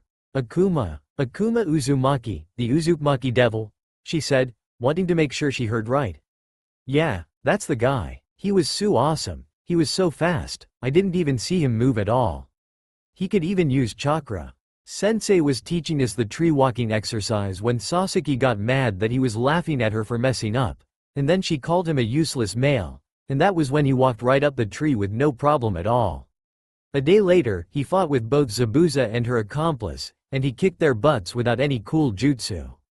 "It sucks that he wasn't able to stay longer cause I really wanted to talk to him, too," Naomi said, sounding a bit disgruntled at the end. "Aw, does my little girl have a crush?" Kushina said in a teasing tone. "Did you get to feel him up? Was he firm? Did he have big, strong muscles?" Mom, stop it, and no, I didn't get to feel him up, though I wish I could have." She whispered the last part to herself with a blush on her face, unaware that her mother heard her loud and clear. Suddenly, Kushina's face turned very serious, however, she still spoke with a tone that was full of love for her daughter. "Naomi, tell me, what has Akasha been teaching you these past 6 months? What do you know besides the low-level chakra control exercises, shadow clone technique, and beginning taijutsu that your father and I taught you?" she asked in a serious tone. She taught us teamwork exercises and tree walking during the last mission." "Why?" asked a confused Naomi. "Oh, nothing, sweetie. Just something that I need to talk with your father tonight." "Why don't you go run along now? You just got back from a mission, and I would think you want a little time with your friends," she said, showing a happy exterior. However, inwardly, her melting point had just about blown its top. What was that moron thinking? Nominating a team with that little training. I mean only teamwork exercises, and tree walking during a mission that had been elevated to a higher rank, come on. Tree walking should have been one of the first things taught to the team in the first month, Kushina thought, while her daughter left the room unaware of the thoughts in her mother's head. Kushina went to her and Minako's bedroom, and came out with a scroll not 2 minutes later. She unfurled the scroll, and released what was sealed inside with a puff of smoke obscuring the view of the object. She reached into the smoke, and pulled out her beautiful sword. With a sadistic smile on her face, she left the house to find a bitch, and give her a well-deserved beat down for doing something so stupid. Oh yes, it would be wonderful. She cackled as she closed the door to begin her search. Suddenly, a chill went up the spine of one Akasha Hakate. Something was going to happen today, and she didn't know it. She would like it. Oh well, she ignored the feeling, and got back to reading her precious Icha Icha. Nothing bad was going to happen to her, right? A few days later, Naomi was called into the living room by her parents. Kind of bad timing too, since she wanted to go see her sensei, who strangely turned up at the hospital a few hours after she had talked with her mother about her latest mission. The hospital treated her for a few broken bones, a lot of cuts though not life-threatening, and a mild concussion. She had no recollection of how she ended up at the hospital or how she got so injured. As she walked into the room, she saw her parents sitting on a sofa. They motioned her to sit across from them. Now she was kind of nervous. So far as she knew, she hadn't done anything to make them mad at her. Fortunately, that was not the case as the two began to speak. Naomi, after speaking with your father on this, we decided to take over your training for the upcoming Chunin exams, Kushina said, smiling as she saw the look on her daughter's face. Naomi looked like she wanted to jump up and shout for joy. Really, Mom, Dad, she said, still not truly believing them. Both of them nodded with a smile on their face. Now, let's go ahead and go out back and start your training, Minako said, as the family made their way to the backyard.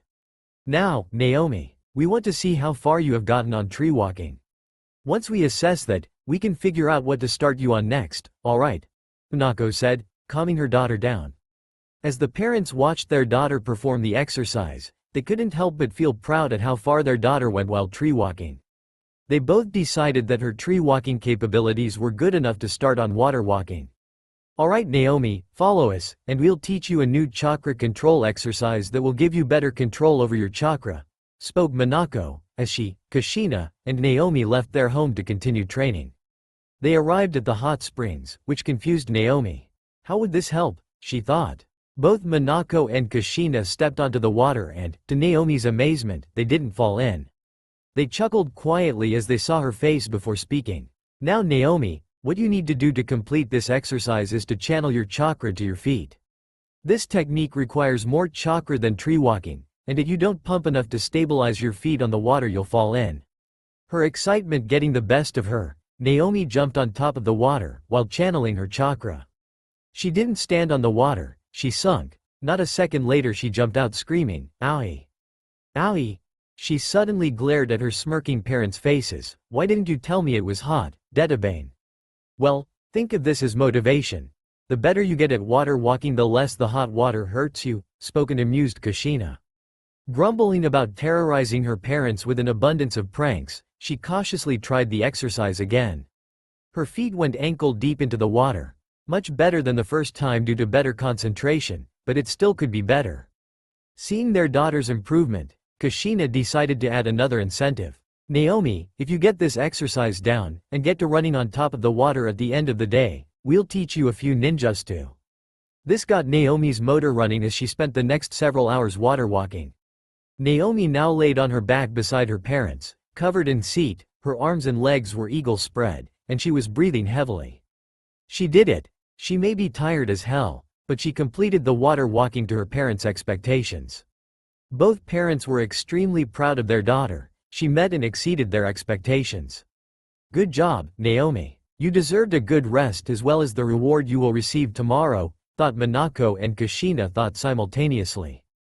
Kushina gently picked her up and helped her bridal style as she and Minako walked back to their home but put Naomi in her bed to get some rest. After all, tomorrow was going to be a trying day. Sasaki was currently training in the clan dojo. She would not accept any weakling's help or training. Such an act was beneath her. He had her Sharingan active, and was throwing a series of punches and kicks at imaginary enemies. She imagined breaking the bones of her sister, and, most recently, Akuma. She spent 20 more minutes assaulting imaginary enemies. After a 10 minutes break she went outside where there were a few thick trees for the next part of her training. While she completed the exercise of tree walking, she knew that she had from far mastered it. So, she set out to repeat the exercise until it was like second nature to her. After 3 hours of constant, vertically walking up and down trees, she decided to stop and rest. 30 minutes later, she went into the Uchiha clan library and looked up more fire-style ninjutsu that very little of her clan had created, and mainly copied from previous encounters. She wanted to learn the Great Fire Annihilation technique, but was unable to since the chakra requirements was currently out of her reach, which only made her want to train even harder. Deciding that she had done enough for today, she turned in for the night after eating dinner, not even offering her mother a good night or even acknowledging her presence. I will find you and I will defeat you, Akuma. And when I do, then I will go on to defeat Izumi and avenge my clan, were Sasaki's last thoughts before she fell asleep. Sakura was sitting in her bedroom chair, looking at herself in the mirror. She couldn't be bothered to train, it would break her nails that she worked on so hard to impress Sasaki. After a few hours of contemplating on how to get Sasaki to notice her, she realized it was time for supper. She ate a nice meal with her family, and went on back upstairs to prepare for bed. Somehow I will show you how much I love you, Sasaki. I will make all of your pain go away, and you'll be happy, thought Sakura, as dreams of her spending the rest of her life with Sasaki as Mrs. Uchiha filled her head. Meanwhile, miles away in Kiri, Mei had just called Akuma into her quarters to talk to him. She was still extremely happy about him returning with Zabuza alive, and, as a bonus, he brought a member of the Yuki clan, all who she thought had been wiped out. As Akuma closed the door, he was met with a tight hug from Mei. He felt her head press against his chest as he heard her sigh happily. Akuma, I am so glad you were able to convince Zabuza to return. Now, we are one step closer to reforming the Seven Swordswomen. Now the real reason I called you here. I want you, Haku, and Chojuro to take this scroll, she said as she took out the aforementioned scroll, and take it to Konoha to deliver it to the Hokage. You three will leave for the mission in 2 weeks' time. He nodded, and noticed that she was moving her shoulders a lot as if her muscles were agitated. Mei, are you alright? He asked, slightly concerning with her actions. Yeah, it's just the council causing me problems, and it's really getting on my nerves, she said with a sigh. Well Mei, if you want we could, he said as he began whispering in her ear. When he moved away from her, she had a slight blush on her face. You're not trying to get me to do something perverted, are you? She said in a dry tone. His eyes widened as she said this. He frantically waved his hands, stammering, and no, of course not. I was just trying to help you out with your problem. She giggled at his reaction. Relax Akuma, I was just kidding. He gave her a look that said, you're evil. She started again, listen. You go get whatever you need for this, and by the time you come back I'll be ready, okay? He nodded and left. 10 minutes later, he came back with a small scroll. It was then he saw a sight that nearly caused his brain to shut down. Mei standing in the room, hip popped to one side, wearing nothing but a towel, and looking drop dead why. It didn't help when she started to sashay toward Akuma, causing a bit of blood to leak out of his name.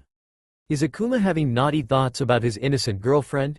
She said in a teasing and sensuous tone. So, do you want to go ahead and get started? That tone got Akuma back to reality as he thought, you evil vixen. With that she continued her sensuous walk towards the massage table, climbed on it, on her hands and knees as she turned her head towards Akuma giving him a, come hither, movement with her hand. She positioned herself flat on her stomach as Akuma made his way to her. He then repositioned her towel to where it was only covering her rear end. He then channeled a small amount of medical chakra to his hands, and began massaging her neck. She let out a low moan, enjoying the wonderful feeling that she was experiencing now. He continued his movements, slowly making his way down her back with Mei voicing her approval in ever-increasing volume. That's all for now. If you enjoyed this video, then please like, share and do comments.